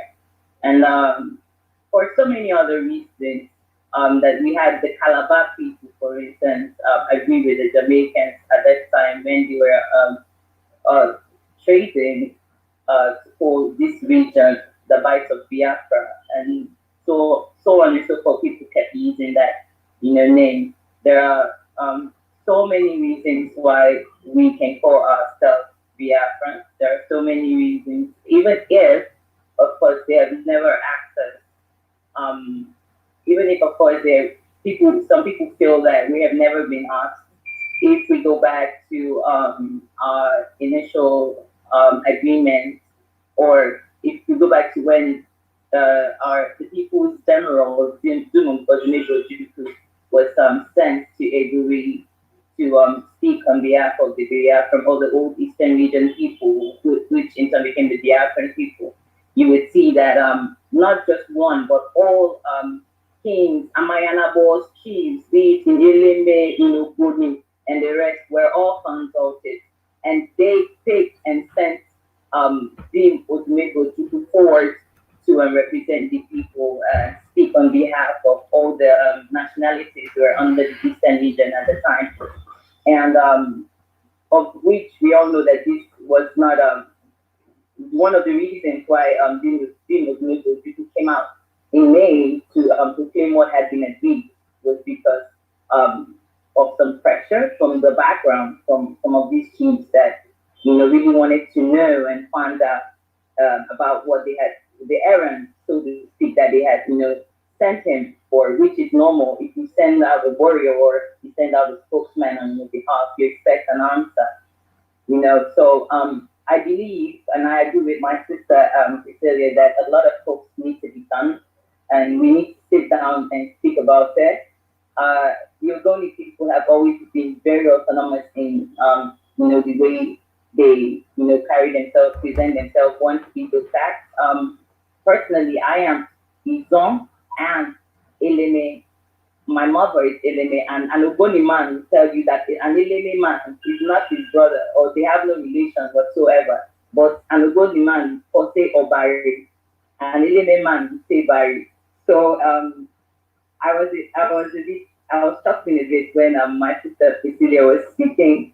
I could understand a little bit from where she was coming from, but yeah, I would really love to catch up and really trade notes, because I also happen to know of a place called Eleme in the Ewe region, in the Ewe region, going up towards Aflawo. You would find a village there also called Eleme. And of course, in Fanti, you find the name Tony. I am Samuel Tony. You find the name Tony, meaning mine in Fanti. So if you want to go what Biafra stands for in the larger picture, you realize that it is not just about finding or putting together Biafra as we are. It is about finding all these core roots and core values that bind all of us together, not just as Biafran people or as Yoruba people or Dudua people, but as Africans in general, which I believe is our goal in the long run. But of course, the journey of 1,000 miles, you have to take a step, And for what I really want to talk to my people about today, it has to do with, for me, the line of the single thread that I think binds us all as a people. And I would say it in one simple term, and that's just evil. If people will ask me why, maybe expect me to say something like how we say Ngaji. Ngaji means spoon. In his song, we say spoon, Ngaji. If you go to Ogoni, it's probably Ngaji. If you go to Elele, it's probably Ngaji. If you go to Delta, Udoko or Isoko, it is probably Ngaji. And all those other small things, Inne, Ada, First Daughter, and the CBD, which are things that should be part of our history and culture today, but some of these things are long lost and forgotten, and we need to bring them back. So people would expect me to go to all of this, but no, I'm part of where is known right now as the southeast or the eastern part of Nigeria. You find one tribe existing, which is the Igbo, coexisting rather, not just existing, coexisting, cohabitation, and not just something that started 100 or 200 years ago. This has been from time immemorial.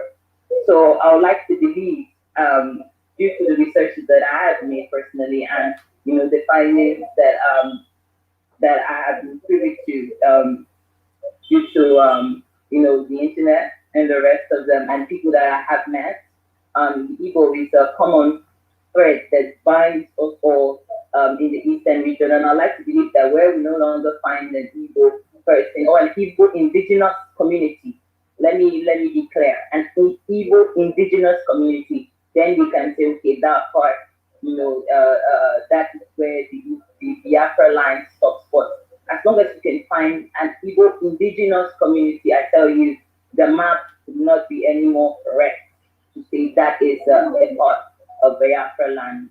And without taking much of, taking up much of the time of this great conference, I would like to also say that it's with joy, it fills my heart with joy when I see people like our sister Priscilla, and ladies in general, come and speak about matters like this that really affect our society and affects us as a people. Because for much too long, whenever I walk into seminars like this, I find it male dominated, and for me, it's very, very sad.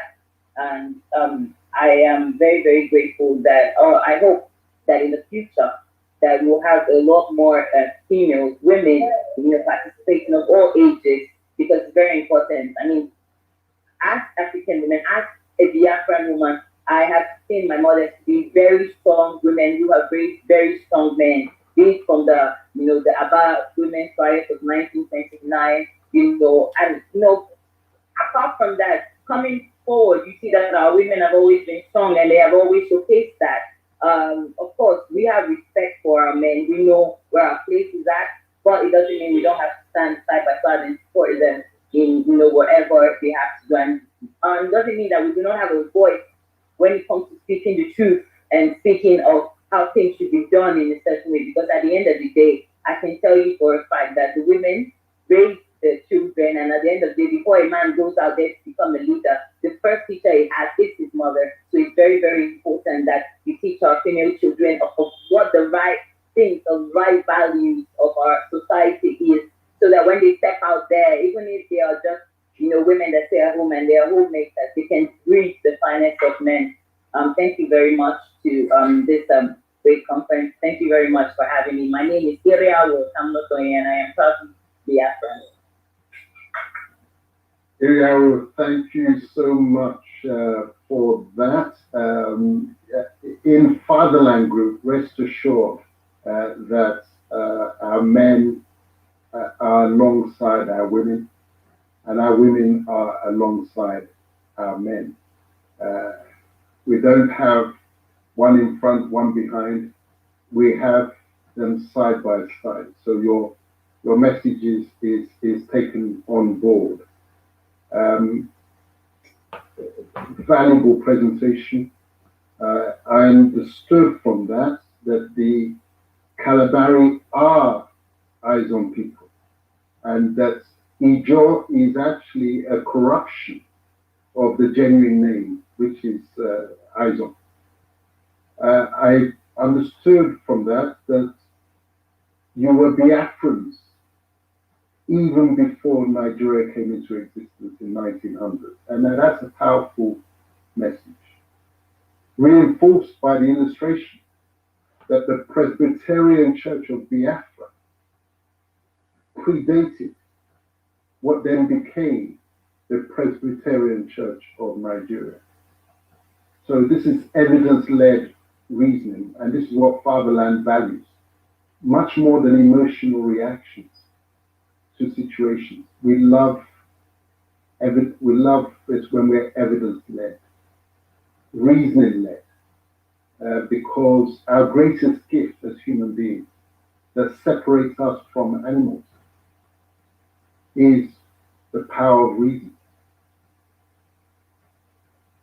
We must never allow that to be handicapped as we shape our new relationship and the way forward. I heard that what Ojukwu proclaimed when he declared Biafra was actually what had been agreed. That it wasn't a unilateral action. It was an agreed declaration.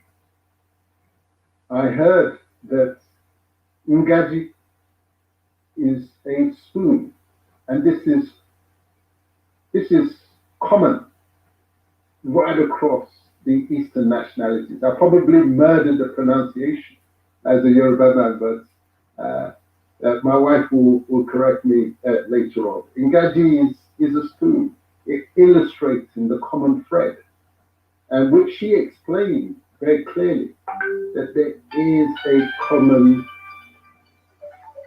thread running across the relationships in the East. And that common thread, as she said, it is actually the Igbo common thread, which is not surprising that there are interplays of nationalities. There will be exchanges. We were good neighbors before the colonial intrusion. This has to be remembered. So thank you again for that presentation. Very clear, great messaging from Iriawu, Tamil Tony. Thank you very much. I think our next speaker should be with us now, Nsima, who is going to speak on the demands of the young generation of Biafrans. And to be clear, he identifies himself as an Ibibio man. So I invite Nsima to now take the stage and give us his presentation. Thank you very much. Someone once said that if you are not informed, you are deformed. Then another person went ahead to add that if you are not updated, then you are outdated. While other people say that if you are not inspired, then you have to, in fact, you will be expired. Okay? Then I want to say that information leads to transformation. If you are not inspired by being informed, definitely you will expire by becoming deformed. My name is Nsima. Good day, the chairman, honorable speakers, and my viewers. I'm from Akwa Ibom. Akwa Ibom is Biafra, and we must protect and defend our land. Obviously, listening to everybody, I notice one common thing: distortion in our history. This is the major thing that they have used to conquer us. Today, I want to focus on the demands of the young generation of Biafra. Because even without history, even without knowing the history, I can see with my eyes the marginalization. I can see with my eyes the conflict among us. I can tell you that these men, they did a terrible thing to us. You can call them foreigners, you can call them British, you can call them whatever names, but it doesn't matter at this time. Because even our political leaders are also working, just like we know in history, the Warren chiefs, just like the Warren chiefs. Today, we no longer have Warren chiefs, but we have warrant governors. So now the history continues. They have removed history from our education. There is no reference to Biafran War. They have changed the Biafran War to Nigeria Civil War. The foreign entity came to cause division among us. Look at today. We are trying to come together, which is something that we should be happy about. This is something that they don't want us to know. Everywhere you can read bits and pieces of the history. You open Wikipedia, it's been distorted. Many people have changed it. We are not getting the right information. We are just trying to gather it among ourselves. I can tell you that the major issue we have is the discussion in history. And we need to put our history right so that we can all come together. The issues we are talking about here today is just a family conflict. We can resolve it because we all have our differences, but then they are all common. I listen when the women, they mention, my speakers, the women speakers, Priscilla and Terminal, they mention the Aba Women Riot. But it's a false name. That was not the right name. Okay, it was the women, because it was not just about women. It includes the people from Okoni, MP, Ibibu, and others. That's one perfect example to tell you that our history has been distorted. And that is the problem. That is the reason why we are having so many disagreements, so many differences, so many things. If you want to trace back who you are, for example, our Ogoni sister made mention of, oh, they are from Ghana. We have so many genealogy. You can trace back to Ethiopia. If you want to trace, you can trace back to so many places if you want to look at the true genealogy. But one important thing you must understand is that we are all Africans. So we are all connected together. That is the reason why you can trace back anything you want to trace back to any genealogy in the world, because we are Africans. In fact, the truth is that there will not be any human race without Africa. Africa, that is where life starts. Let's come back to the demands of the young generation of Biafrans, especially the Ibibu. Our eternal, I would say, the late General Philip Obion, who was the first president and the first vice president and the last president of the Republic of Biafra, was Akwa Ibom. Ibibu man, he was from Ibioma Igbo in today's Akwa Ibom, which was formerly Calabar. And Calabar was not the original name, it was Akwa. But all these things are embedded in the history that have been distorted. That is why today we are still mingling about it. But I want to tell you, even without me knowing this history, I can see with my eyes, as a young generation of Biafra, that things is not okay. I am from Akwa Ibom in particular. We are even one of the highest producer of oil, which is the major source of income for Nigeria today. But yet, my people are scattered everywhere all over the world. We are boys, we have been used as house boys and house girls. What is the problem? What is the problem? It is because we do not have leaders who are ready to solve in fact, the interests of the people. They have become the warrant governors. Okay? In fact, many people have come, even the Yorubas and every other people, especially the Yorubas and the Igbos, I will call it, the southern Nigeria, have tried to solve the issue currently that we see in Nigeria through restructuring, resource control, and all of that. But few people continue to say that they are the owners of Nigeria, that they don't want to let go. They want to continue to live because they have been handed over power to them. You know, power was handed over to them by the foreigners or British people or whatever you call it. Okay, our demand is very clear and simple. We want our freedom. And because we are civilized people, democratically cultured people, right from our origin, even before the colonial masters, we want a referendum so that all of us can peacefully decide where we want to belong. Just like our Ogoni sisters say, okay, maybe they are not Biafrans. If they choose, because they have the right to choose whoever they want to be. But through a referendum, we can have our choice. Our voices will be heard. Our demand is very clear. We want nothing or less. Because you know why? It's over 60 years. Nothing has changed. The story continues. We still have the same leaders who, even before I was born, the current president, General Muhammad Buhari, was ahead of even before I was born. Today he's still our president. When will I ever have a chance? When will I ever get to that place? Okay, even as I'm from one of the important location, I would say region in Nigeria today, but where will I ever have a chance to that position, to that post? Will my people ever have enough food to eat with the current situation, with the current setting that we find ourselves?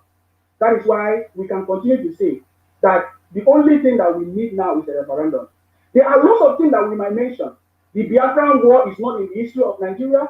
They don't even make reference to it. I can tell you that even today, the Nigerian government is cracking down on the people trying to remember the heroes of the Biafran War. Why? It's because they don't see us as important part of this failed state, which in no doubt all the world, everybody in the world knows about it, and Nigeria is a failed state.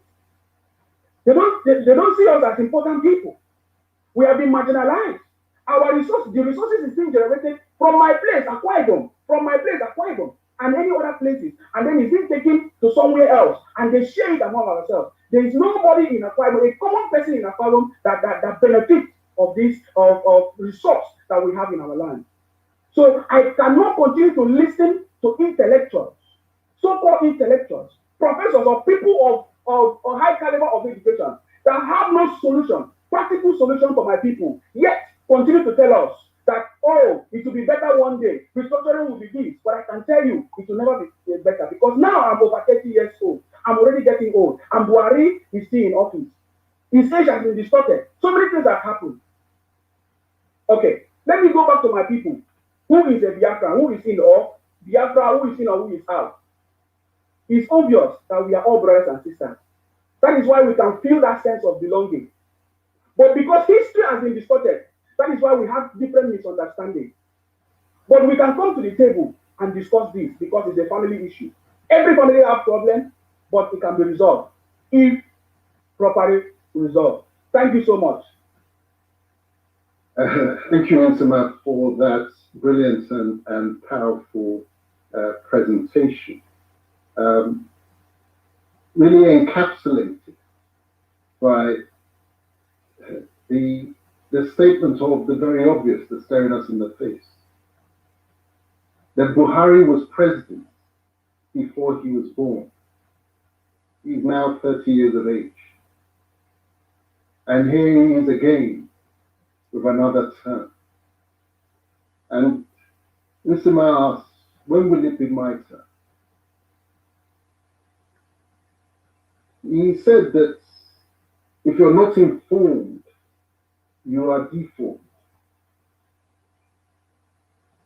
But our comfort is that it is not a permanent deformation or deformation.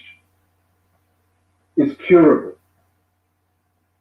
So what we don't know that's causing us to be deformed because we're uninformed is a form of deformity that's within our hands to correct.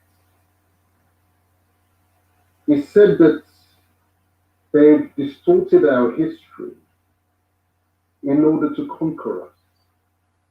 That is part of the deformed condition that we're all in. Deliberate distortion of history. And it is our responsibility to straighten that leg, straighten that arm by teaching ourselves and sharing knowledge. He mentioned how they've taken history off the syllabus, not to teach us and our children our history. What responsible state does that to their people? But again, it's in our hands. If they won't teach history because they want to keep us where we are, down where we are, then it is within our power to learn history and share that knowledge through this kind of dialogue and discussion. He said we are all Africans at the roots, regardless of our individual genealogical path. He explained how his people of Akwa Ibom are being used as houseboys and boys all over. And he explained how that has happened through, and I love the expression, warrant governors who have taken over from the warrant chiefs. Now, for those of you who don't know, warrant chieftaincies were created by the British, particularly amongst the Igbos, where they could not find an amenable, ready-made, top-down command structure with chiefs such as they found in the north and to a lesser extent in the west, because they needed that top-down command structure in order for ease of interference. I wouldn't call it administration, ease of interference with our governance system. So they created chiefs by warrant. and it's a beautiful equivalence, how those warrant chiefs, their loyalty were to their creators, their benefactors, rather than to their people, which was our way before the colonial intrusion. And it makes the analogy that the governors have allowed the degeneration of their people and the squandering of their human capabilities from generation to generation, because they too are looking upwards to their remunerators and their benefactors, rather than looking down and across to their people and empowering them. And they explained that the demands of the new generation is simple. They want their freedom, and they want it via a referendum. Now, is that too much to ask? All through the presentations, the recurrent theme is the need for us to talk and to dialogue, to be listened to, rather than to be dictated to. So, Nsema, thank you for that very insightful presentation. We now move to our next presenter, who is Chinua Ezigbo, who is an Igbo man, and he's sees himself as a Biafran. He's a Biafran activist. He is going to speak on the structure of Biafra. What should the structure of Biafra look like in order to ensure that no ethnic nationality is marginalized in the new republic? Over to you, Chin. Thank you very much, Dene.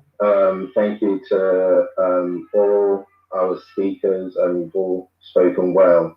I just wanted to touch on Biafra as an entity before now going into what Biafra should look like when it becomes a free nation. So, contrary to popular opinion that Biafra started in 1967 with the declaration of Biafra by James Chukwuemeka Odumegwu. I know, of course, it will have been touched on by earlier speakers, but I will also read an excerpt from the Presbyterian Church of Nigeria and how it came about. So, very quickly, the Presbyterian Church of Nigeria was founded by United Presbyterian Church of Scotland missionaries led by the Reverend Pope Masterson Waddell on the invitation of King Eyo Honesty II and King Eyamba V. The missionaries arrived in Calabar and founded the first Presbyterian church at Freetown in 1846. From Calabar, the church began to grow. In 1858, the Presbyterian Church of Biafra was formed. This was over 100 years before the Declaration of Biafra in 1967. And then so 1858, Presbyterian Church of Biafra was formed. The Synod of Biafra formed in 1921, Synod of Biafra. The church developed rapidly. When the Presbyterian Church of Biafra was established with the Synod as the highest court, the church became independent. The Presbyterian Church of Biafra became the Presbyterian Church in Eastern Nigeria in 1952. And in 1960, the Presbyterian Church of Nigeria was born. So, and some people might say, well, Biafra is just referring to the Bight of Biafra and not necessarily to the region. But actually, you can see that there was that progression of the Presbyterian Church of Biafra becoming the Presbyterian Church of Eastern Nigeria, even before Southern Nigeria was created in 1900. And also, if you listen carefully to what I read out, you will hear nowhere that Igbo people were consulted on whether we wanted to be a part of the Presbyterian Church of Biafra and grouped into Biafra. It was formed in Calabar by the Calabar Kings, and we were all grouped in as Presbyterian Church of Biafra, and there was also nowhere that anybody complained about that. When we were about to declare when Ojukwu came back from Aburi, and it seemed like Gowon was going to renege on what had been agreed in at Aburi, the Ojukwu called for a meeting of the Eastern Assembly and had asked everybody, what next? What do we do next? And in that meeting, every single lawmaker representing the 20 districts of Biafra was represented, along with some of the key kings, the key chiefs of Biafra. They were all there, they were all represented, and eventually they took a group, there was a vote, and they unanimously voted for the declaration of a breakaway for Ojukwu to take the East out of Nigeria. And incidentally, it was actually an Ijaw man by the name of Frank Opigo who went back again to what the Calabar Kings had done in 1858 and reminded Ojukwu that we are Biafrans, so let us name this new country Biafra. So we're going back again. Now, some of us that have spoken have used the terminology, minorities. And in the Biafran nation, or the Biafran way of looking at things, we do not believe that anybody is a minority. Nobody is a minority. The Ijaws are not minority. The Ogonis are not minority. Ethics are not minority. Igbos are not minority. You cannot go to another man's land and become a majority there. Even if Igbos have a population of 14 million or whatsoever, that's in Igbo land, in the indigenous land. But when an Igbo man leaves Enugu and moves into Ogoni land, it becomes a minority within Ogoni land because the land is owned by Ogoni people. So we do not believe that any group of Biafrans are minorities. We are all equal partners in within Biafra. And in order to ensure that is the case, because it's easier said than done. Words are sweet and it all sounds great, but there's always the human factor. There's always a human factor. You have to be mindful of that. And that's why Biafrans are looking at a Dubai model. We have the UAE. And within the UAE, you have, Dubai, you have Abu Dhabi. And these I don't know what to call them, whether they're nations or tribes or whatever, but they're almost autonomous. I never hear anyone say, "Oh, I'm going to the UAE next weekend." You'd hear them say, "I'm going to Dubai, I'm going to Abu Dhabi," because for instance, Dubai has its own airline, UAE has its own airline, and they're really growing at their own pace. There are about 7 kingdoms, but they're all growing at their own pace.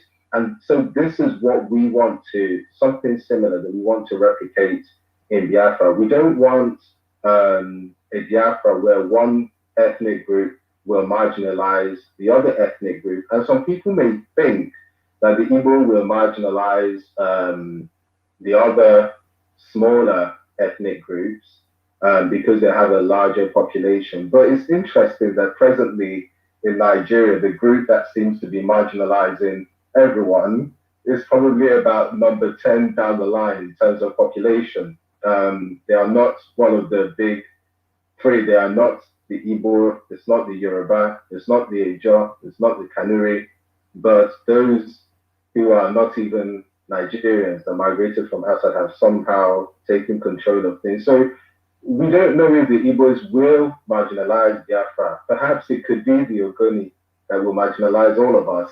perhaps it could be the Ibibio. We don't know. So we have to safeguard everyone and just make sure that everyone is safe. And even if we had Hitler become our president, because of the checks and balances in place, there's only so much damage that he can do. So if we have that in place and we ensure, for instance, that the presidency is rotated, okay, and some people will say, no, you should not have a rotational presidency. The presidency should be based on meritocracy, and it should just be, the best person takes the job. But no, I feel that in every group within Biafra, you have capable people and intelligent people who are good enough to present that presidency. And it just means that everybody has a good shot at it, and nobody feels that, well, actually, it's only the Ibibio people that is ruling us, or it's only the Ogoni people that are ruling us. They're not even Biafrans, they came from Ghana. So, I see you, Priscilla. So, we have to be mindful of all of that. And that's why it's good that we rotate it and we make sure that everybody is, carried along.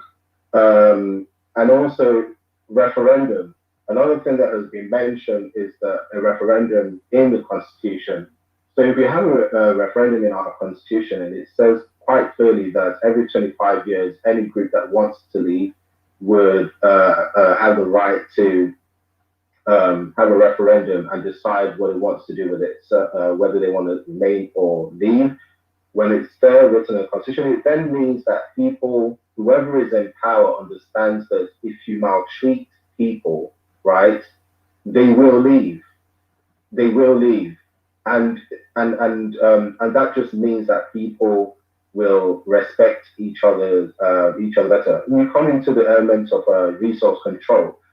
Resource control is a very important matter, and I believe that it should be 100% resource control for all the communities, and then of course they will pay tax to the central government, tax of perhaps 17%, 20%, whatever the tax rate is at the time, but 100% of your resources. And we cannot afford lazy regions in this country. Everybody has resources, so we have to get up and do something.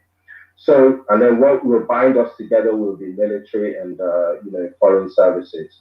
And now to conclude, I would like to say that may the souls of all those who fought and died during the Biafran War, being that it is now the 29th of 29th of May, and we'll be having our sit at home tomorrow, may their souls of our gallant heroes and all those who are starved to death rest in perfect peace. We love them and we miss them, and we will get that thing that they wanted eventually. Thank you very much. Amen to that prayer, and thank you for that presentation, Chini. When we were putting this conference together, there were some people who were saying, you're allowing IPOB people to speak, but does that not go to illustrate the importance of allowing people to speak, rather than prejudging and assuming that you know? It is good to talk. An intelligent mind will always be ready to listen. It doesn't matter how unpleasant what you may find what they have to say. Respond not with emotion, but with reason. We heard Biafra did not start in 1967. That identity, that label, it was not started by the Igbos. It was actually started, if anybody's to be, in inverted commas, blamed, it started 100 years before by the missionaries. The Presbyterian Church of Biafra was created not by Igbos, it was created in Calabar by, in my assessment, the British missionaries, but it was not an Igbo project. Interestingly, it was said that the Igbos were not consulted in being grouped under that label. It's a point that needs to be taken on board. It cannot be escaped. It was done by the people of Calabar, he said. And it was an Ijaw man, Frank Okigbo, who reminded Ojukwu of what had been done by the missionaries when the proclamation, and it was an agreed proclamation, we've heard again, when the proclamation of Biafra, when they were looking for an identity, a name for what was to be the new republic and independent entity, that was the name. He explained that the Biafrans, or IPOB, do not believe any nationalities are minorities. That you cannot go into another man's land and become a majority in that person's land. That every nationality within the East is a nationality, and that includes the Igbos, each one equal to the other. That we are all equal partners within the area, the space that is called Biafra. We might use the expression, the geographical expression called Biafra, just like Nigeria is referred to as a geographical expression.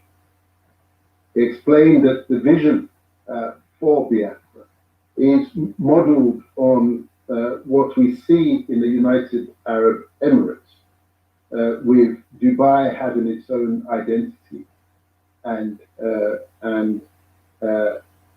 alongside Abu Dhabi and other such members of the UAE, the Emirates. Such is a loose union with each of the nationalities having their unique and enjoying their unique identity and self-expression. He pointed out that the irony about concerns that simply by virtue of the numbers of the Igbos relative to the other Eastern nationalities, the concern that that would be a recipe for domination, and points out the irony that it is a minority ethnic group, the Fulani, who are marginalizing majority ethnic groups, if one uses it in terms of numbers. So numbers do not necessarily dictate who will marginalize and who will be marginalized. That the important thing is to have checks and balances within the relationship arrangements to guard against the risk of abuses. And in that context, he explained that what is visionized is that every group within the Biafra space that's recognizing that each one of them is capable of leadership. Contrary to what we're seeing on the ground now, where it appears that it's only those who have the Fulani identity are capable and worthy of the high ground, as it were. That recognizing that everybody has a capacity to lead, and that will be accommodated by a rotational arrangement.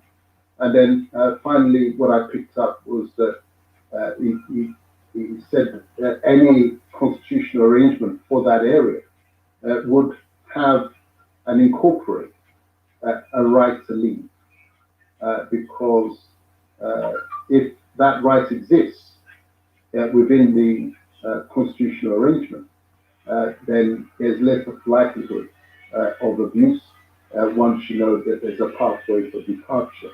It's like in a marriage, if everybody knows that the abused partner knows where the front door is, then you're more likely to treat them fairly and respectfully. It's ironic that Obasanjo, the general, who had 2 terms at the presidency, a bit like Buhari, had 2 bites at the cherry, that he had written in a book titled This Animal Called Man, which he wrote or had written for him before his second reincarnation, had said that any future constitution for Nigeria must contain a right of departure clause. For that very reason, he used the expression of the abused wife and the lesser risk of departure if that right exists. But of course, that lip service, when he got there, he did absolutely nothing about entrenching that right. So Chini, thank you for that presentation. Extremely well received. We now move to Dr. Gabriel Eke, who is Kalabari and Igbo. And I can share with you a little bit from his biography. He's a specialist general surgeon, an emergency physician, a poet, and the head of strategy for the Locum Doctors Union in the UK. He was born in Nigeria during the Civil War, obtained free primary education in Lagos, and attended Enida Boys High School in Abiriba. He studied medicine in Bulgaria during the communist regime, where he led and created students' unions for international and local students. So, taking over the platform, Dr. Gabriel Eke. Thank you. Thank you very much, Dele. I hope I'm being heard very well. Yes, we can hear you very well. Go ahead. Excellent. Thanks to everybody for the hard work in organising this conference. It's a very important topic about the nationalities within the eastern part of the Nigerian geographical expression. Now, what I would say in terms of the Biafra area, now we do have to agree that on the one hand, it is a debate when did Biafra start existing. But whatever it is, we must remember we're Africans and we need to go back to what Africa was before colonialism. If you want to deconstruct and make corrections, you have to go back to where you started. And every nation was essentially an independent nation, capable of managing themselves very well with civilization before the Europeans or whatever else arrived. So we need to give every nationality that respect and start from there before we, make suggestions. Now, interestingly, I am Igbo myself. I'm Igbo. My father is an Igbo man, and I'm also Kalabari, and my mother is a Kalabari woman. So now, what I would say, going back to colonialism, is that colonialism is a mixture of conquest and ethnic disrespect. So if we want to map out our future going forwards, we don't want anything like colonialism in any form or shape. It doesn't matter who's saying it. We don't want that. So we don't want any form of conquest, any form of ethnic disrespect. So to start, I want to say an apology as an Igbo man, to all the other nationalities within the Biafra geographical expression. I want to start with an apology. If we say there was no domineering or no marginalization or anything like that on the Igbo side, actually there was. I am Igbo, that's true. There was. And we apologize for that. You have to be bold to speak the truth, okay? I apologize for that. And as a Kalabari man, one of the other, so the Islam stock nationality, look, I also apologize if we've said things that we shouldn't have said to the Igbo people or to all the other nationalities, whether it's the Shekiri, whether it's the Ogoni or the, whoever, look, we need to learn to apologize, okay? We have to start from there. It's really important. If you want to heal, If you want to learn from your mistakes, you must start learning how to listen. It's really important. Otherwise, failure is just round the corner. Doesn't matter what you dream of. Failure is always round the corner. And you must have a strategy against failure. All right? So, a lot of apologies. And also, we need to have remembrance memorials, for all the people that were lost, killed, that were made victims on all sides. That remembrance memorial has to be there in our minds on a regular basis, and it has to be put in some form where we express that we've learned something. And it takes me to the idea of respecting the ethnic nationality. Okay, we need to put it in ourselves to respect every ethnic nationality and say, look, we're trying to learn about your history, we're trying to understand more about you, we want to give you respect for who your ancestors were, or how you managed. If you look back, you see how, not everybody, obviously, not every nation mixed together in the past before colonialism, but some did, and they did greatly, wonderfully before the colonialists arrived. So let's take example from those great collaborations before our time, and not believe that civilization came from Europe. No, when our people were civilized and doing great things, Europe was in turmoil. It was a total mess. If you look at the medieval age, Europe was in a complete mess. All right? And we were a settled people. So let's go back to that respect and learn from it. So it brings me to the big question now. What is the solution going forward for all the ethnic nationalities in that geographical expression? Is it autonomy for the ethnic nationalities, or is it sovereignty? And look, this is a question we need to put to the people. Okay, we need to put it to the people. I have my own ideas, but look, I'm not a nation by myself. I'm not a republic. I'm an individual. And Chimney did touch on some of the things I would say in that regard. And I would think that it would be great if you had like a Biafra union, whereby all the ethnic nationalities are essentially autonomous homelands, autonomous states, having their own governments, all right, and coming in some sort of quota system with rotational template in terms of having a central commission working as an umbrella status. But otherwise, every ethnic nationality has to have a sort of safeguard. It needs to have a guarantee that it has been listened to, that it is governing itself. This is what the European racists never wanted to accept, that we, our people, were governing ourselves as nations. And we must not encourage that idea that our people, even if there are 20,000 people, cannot govern themselves.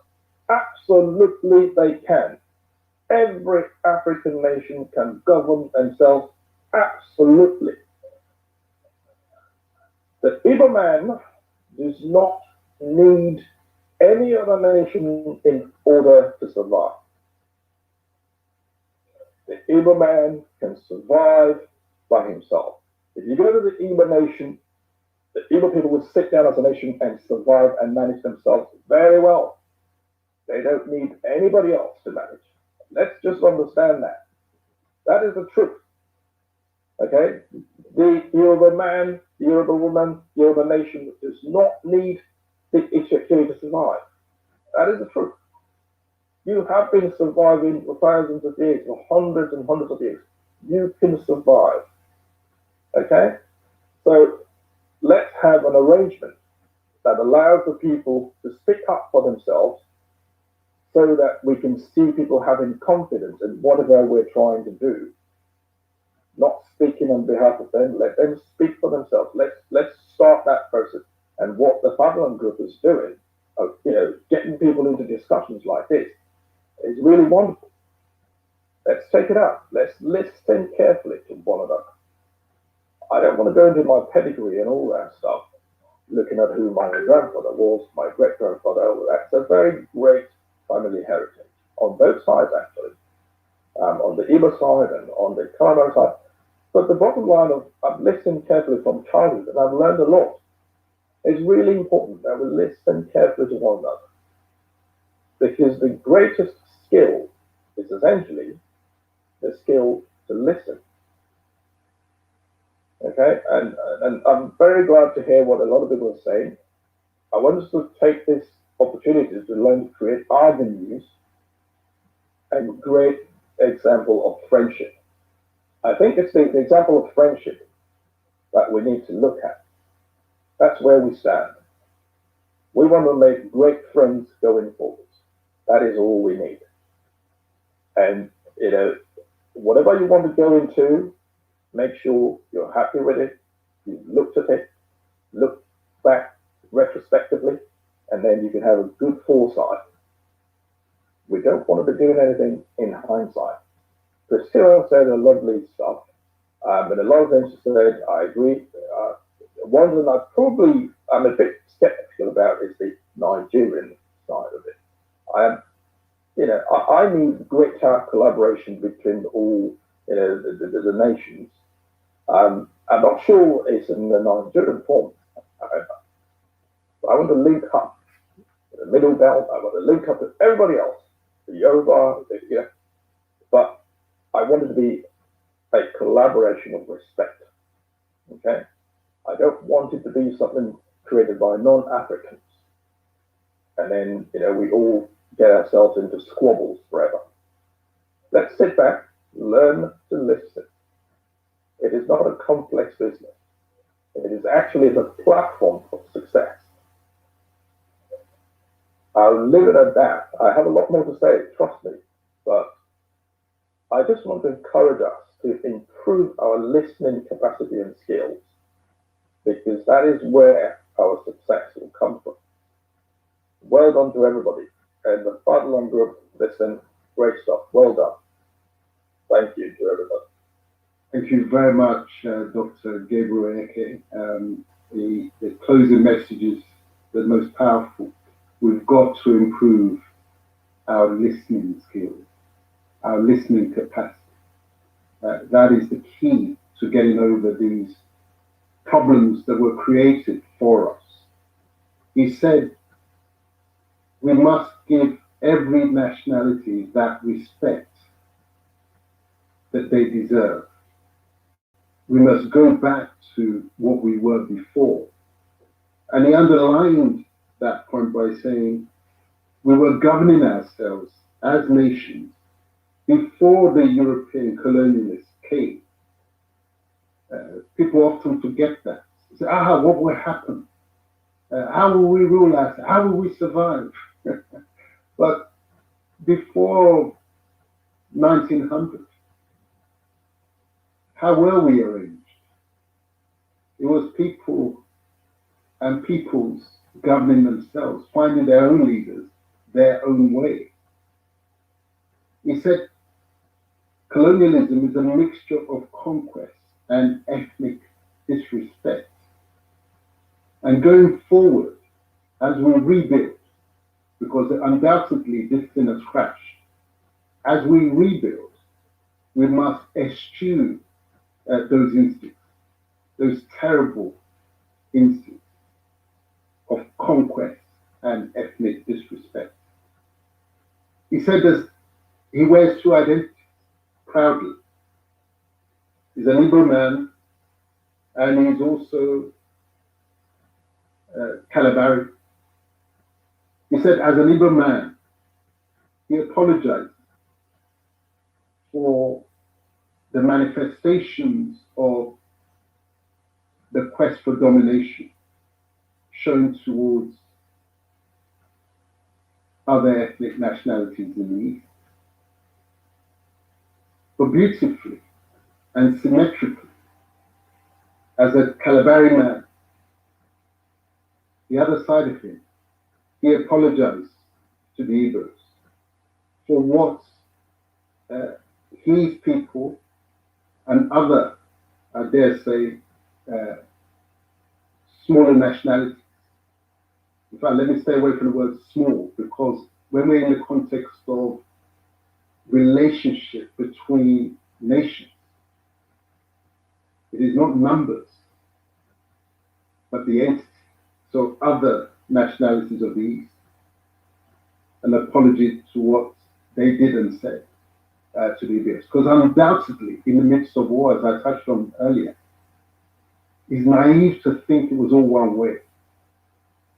It is ignorance to assume that those who were benefiting from that conflict were not actually actively fanning the flames one against the other. Sponsoring what they call in these days false flag operations, where one will wear the uniform of the other side and carry out these acts in order to poison the relationship. He said we need remembrance memorials for all we lost on both sides, because it was our collective loss. We need those memorials to show that we've learned something. He reminded us that when our people were doing great things in our homeland, for ourselves, by ourselves, before the Europeans came in, it was they who were in that uncivilized, barbaric state of mass warfare and killing of each other. I remind people that in my new book, A Slave Ship Called Jesus, that it was because of European experience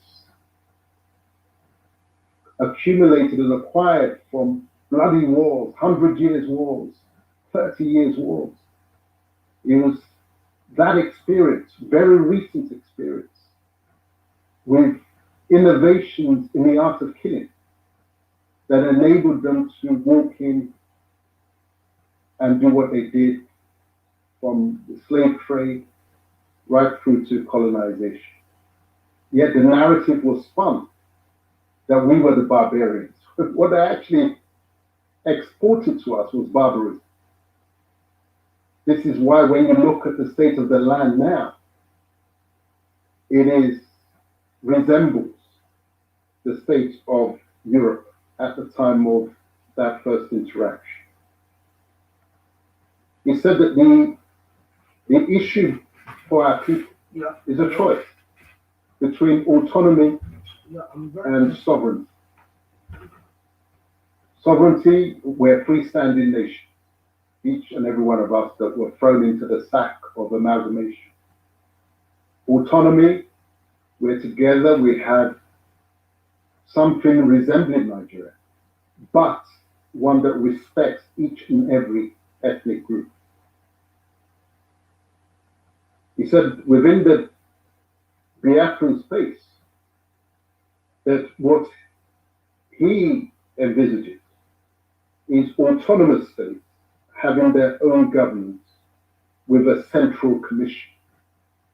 I mean, that very much resonates with the alternative constitution, the constitution for a restructured Nigeria, because everybody keeps saying, what restructuring? Most of those talking about restructuring do not know what it means. So they're all coming up with their different interpretations. Some say go back to 1963. Well, what does that mean? 1963 was a colonial arrangement. It wasn't an arrangement that we decided for ourselves without external interference. 1963 still had central control and exclusive control of the army and the police, rather than our peoples policing themselves. 1963 still had northern majority control of the National Assembly. So what is going back to 1963? That's going back to a colonial arrangement. The Fatherland Alternative Constitution or at least the one that we've adopted, is on the Fatherland website. For those who do not know, please visit it, fatherlandgroup.org, and it contemplates that very arrangement, whereby the nationalities each is equal in value to the other, however large, however small, with a central commission, going back to the culture of good neighborliness, which Dr. Ekes summarized as collaboration of respect. Dr. Ekes, thank you very much for that presentation. We now move to a presentation by the son of a great man, and he himself his greatness is coming through. This is Professor Philip Effiong Jr., who is Ibibio, but also, as he is now very keen to remind us, also Ikai Igbo. He is the son of Philip Effiong, who was the first vice president and the second president of the now defunct Republic of Biafra during the Nigerian Civil War of 1967 to 1970. He's an associate professor at Michigan State University. Philip has been teaching at the college for over 20 years and holds a PhD in drama from the University of Wisconsin at Madison in the United States. He's currently a professor of theater studies at Michigan State University, also in the United States. Prior to joining Michigan State University in 2017, Philip taught courses in the humanities at various Nigerian, Ghanaian, and American universities. In addition to a book on African American drama, his articles on the humanities appear in various journals and encyclopedias. Besides teaching, Philip has carried out writing projects for non-profit and governmental organizations as a consultant. He is also the fifth child, the son of Philip Effiong Sr. Please welcome Professor Philip Effiong Jr. Thank you so much, Dele. Good morning, good afternoon, and good evening, depending on where you're signing in from. I appreciate the opportunity to speak at this virtual conference organized by the Fatherland Group, which addresses the theme Biafra and the Eastern Nationalities. My presentation, which I title Invisible Boundaries, argues that the divisive cultural and political boundaries that exist between ethnic nationalities of Nigeria's former Eastern region are inconsequential when viewed against the backdrop of what they share in common and the extensive historical interconnections that have existed between these nationalities.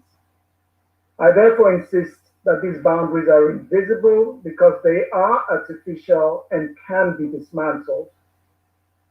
We have historically interacted extensively, learning one another's languages, traded and intermarried, which is why we have a lot in common in terms of our art forms, foods, clothing, dance styles, musical forms, and spiritual practices. And even beyond the former Eastern region, these connections can be found with neighboring areas like parts of the Middle Belt, Delta States, Edo State, and even parts of Cameroon. Now, while conflicts sometimes took place between these groups, fluid boundaries ensured that interactions continued through trade and intermarriage, making it possible for peace to be achieved and sustained.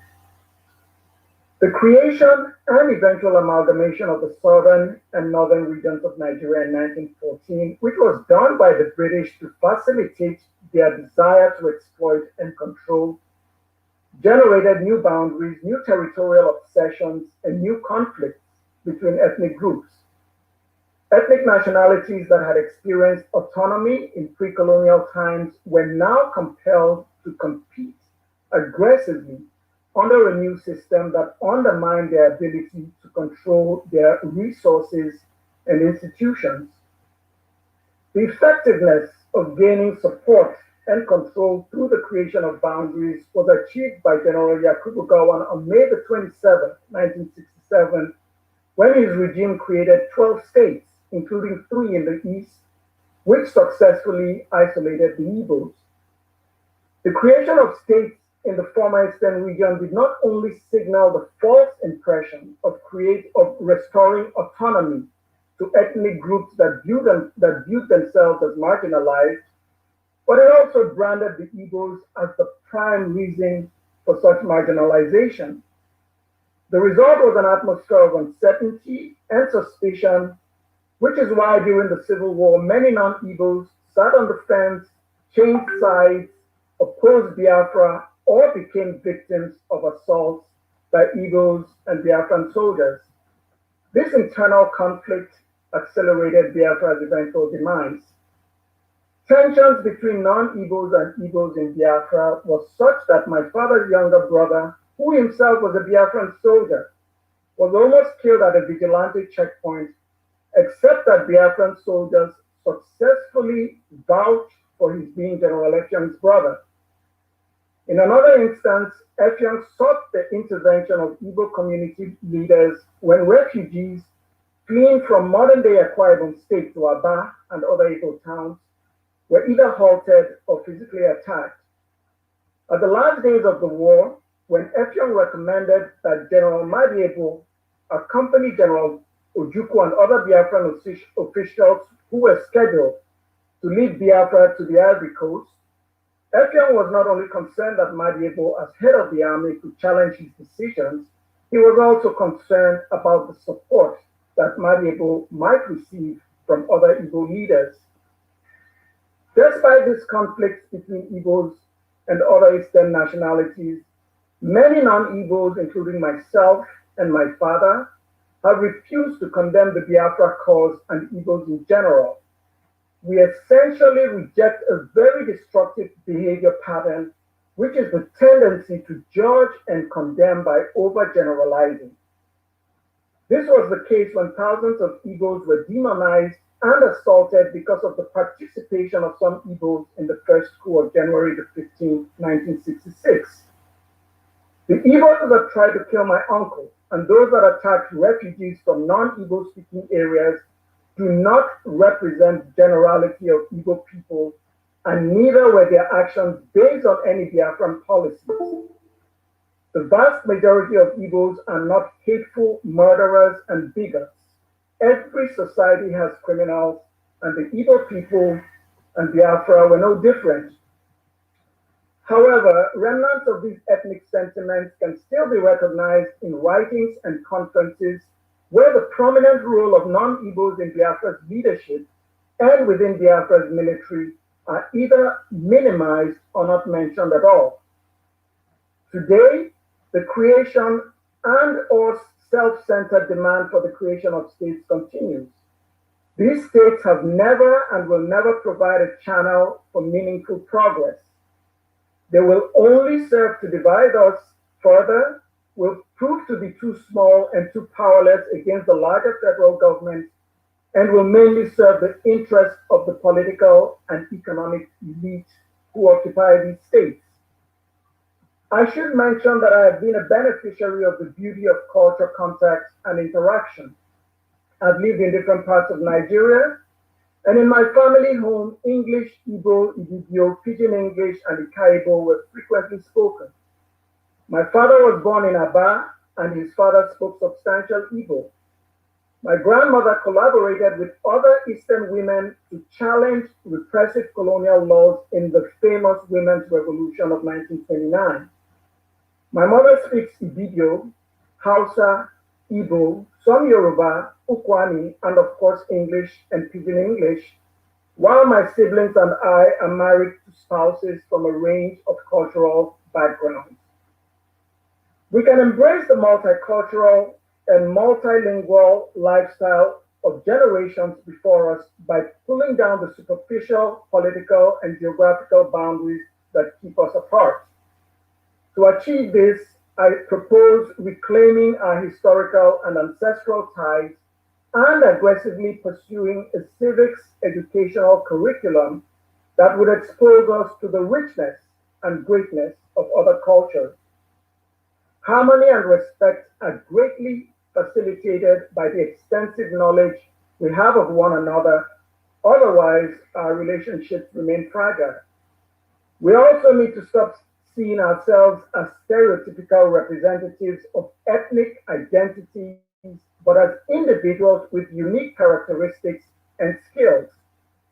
We must stop focusing on our ethnic affinities as a basis for seeking relationships and understand that there are other pathways to building relationships, which may be based, for instance, on similar artistic, scientific, or business interests.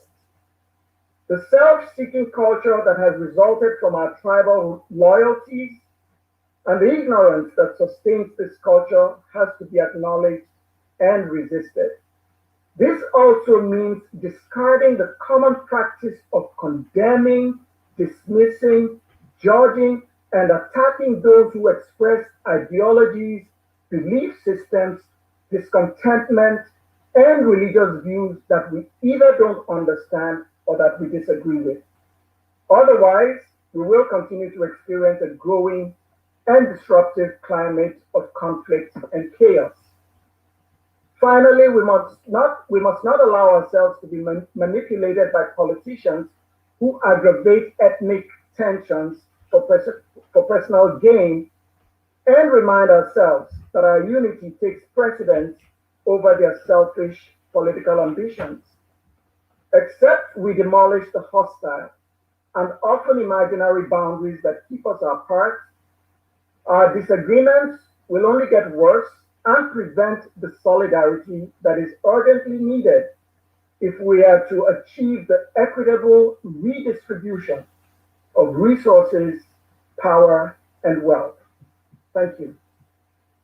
Thank you very much, Professor Philip Effiong, true son of his father, the military ruler, visionary.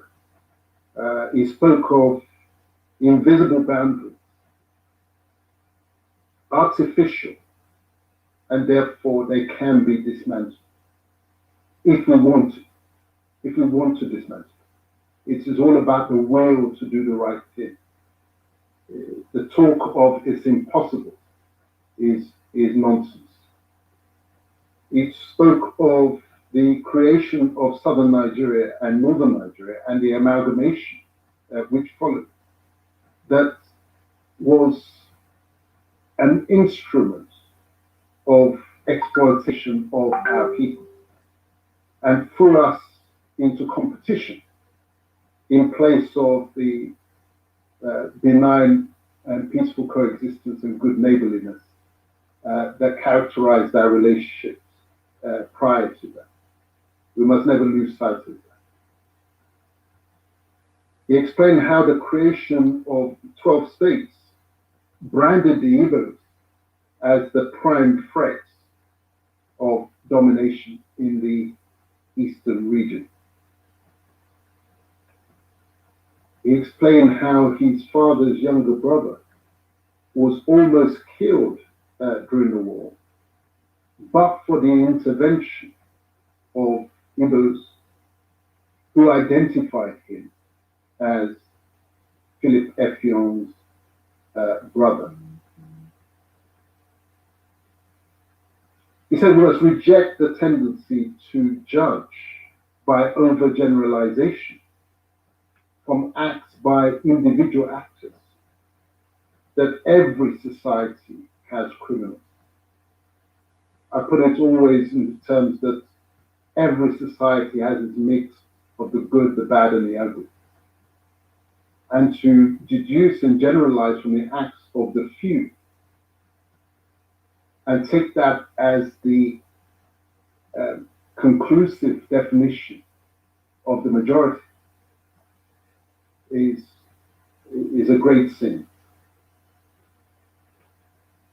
He pointed out, and this is what I particularly liked, that the states, as created,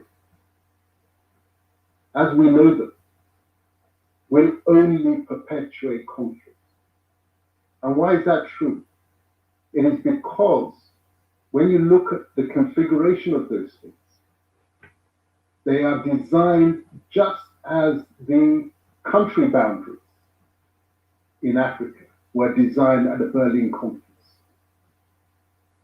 Not to respect the component nationalities, but to violate them.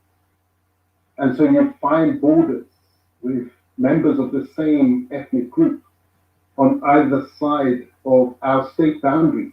We complain about the Berlin Conference and what the Europeans did to us in the mangling of the natural and historic relationships in Africa. But here are values about the value of human life, the role of government, the difference between good and evil. And then came the Biafran War, so-called Biafran War. And as a young student, I can't tell you the agony and the frustration of seeing in the newspapers and on the television that so many people were dying, especially the children. They were dying in numbers. And we came to know that what our government was doing was equipping the Nigerian government, and we now know with just how much weaponry, to go and help them to kill people who were already starving and dying. So there needs to be a proper recognition of that. Abuse is not a big enough word. You know, commission of genocide that we participated in, you know. I have to say we because I am one of them by citizenship, if not by ethnicity. So anyway, without further ado, and also bearing in mind what happened at Lekki Toll Gate and what's happening daily in Nigeria, where people and children are dying, just like that. I'll now read you my little poem for the children of Biafra, and I must mention the World War I poet Wilfred Owen, who felt similarly moved at the fate of his compatriots and the men who were dying all around him every day in the First World War. He wrote a poem. Mine is kind of, it has echoes of that for those who know that, and I can pass on for those who want to see it, my little compilation of my poem, his poem, and another similar one that I wrote. So here is my poem for the children of Biafra.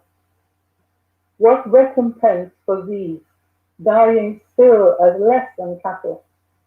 Only the shrill denials of politicians and the futile agony of populations, powerless then and now.